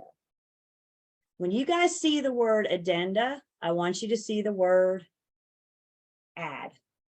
An addenda adds to and becomes part of the offer, and upon acceptance, the contract. An amendment is a change. An addenda adds to. Back in unit 20, we looked at our lead-based paint and lead-based paint hazard addendum.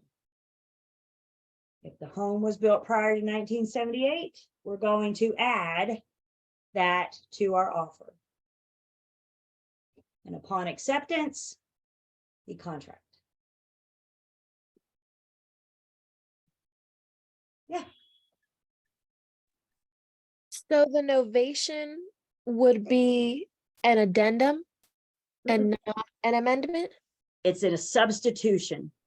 You're substituting a new contract for an old one. So, okay. Substitution.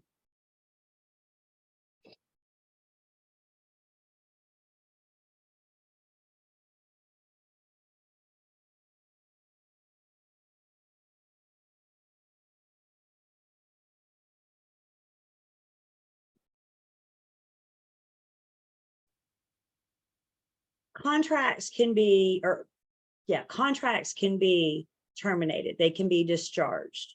several different ways that we can discharge contracts. The big picture I want you guys to get from this slide is the agreement of the parties. If the parties agree to enter into a contract together, can't they agree to get out of it? Absolutely. So if the parties agree to get out of their contract, they can discharge those contracts. Again, don't get bogged down. I can release you. I could substitute a new contract. I could modify. I could just flat out cancel. I could have partial acceptance, accord, and satisfaction. We're not getting bogged down in all that. I feel like we're copying down, writing down every single word. We're not getting bogged down in all that.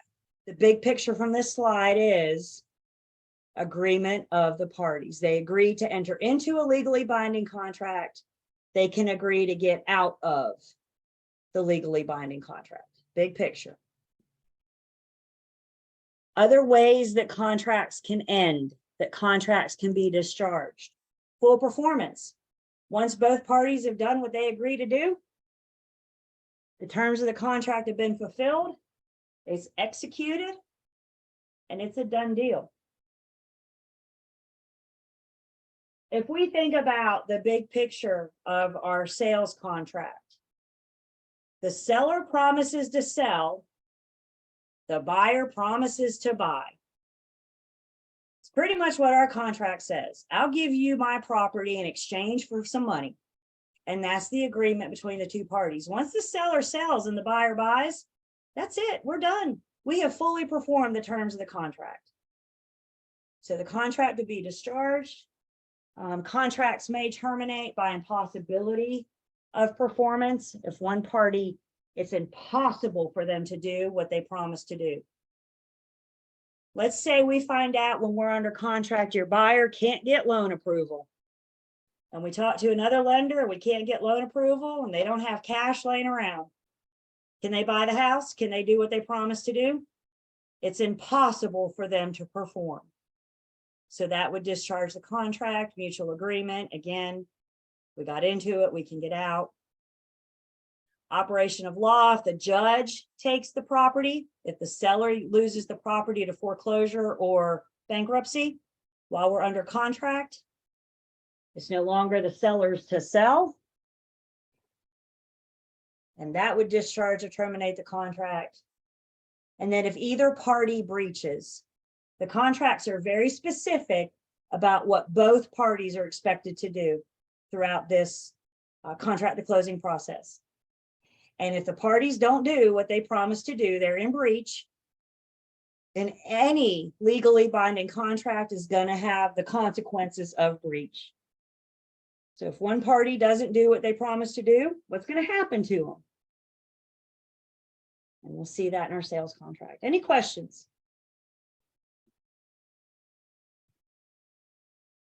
So far?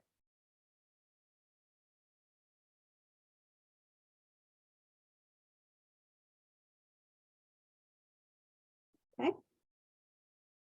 So on Thursday, we're going to finish Unit 9. Unit 9 is really short and sweet. Again, you guys, the trick to Unit 9 are those key terms, knowing what those words mean. So we're going to finish Unit 9, and then we'll jump into Unit 10. We won't get through Unit 10 on Thursday, which means we'll be able to finish that up next week. So that's what Thursday will look like. Questions, comments? Okay. Y'all have a wonderful afternoon. Have a good day tomorrow. Stay cool. It is hot out there, y'all. Stay cool, and we'll see you guys Thursday morning. Thank you.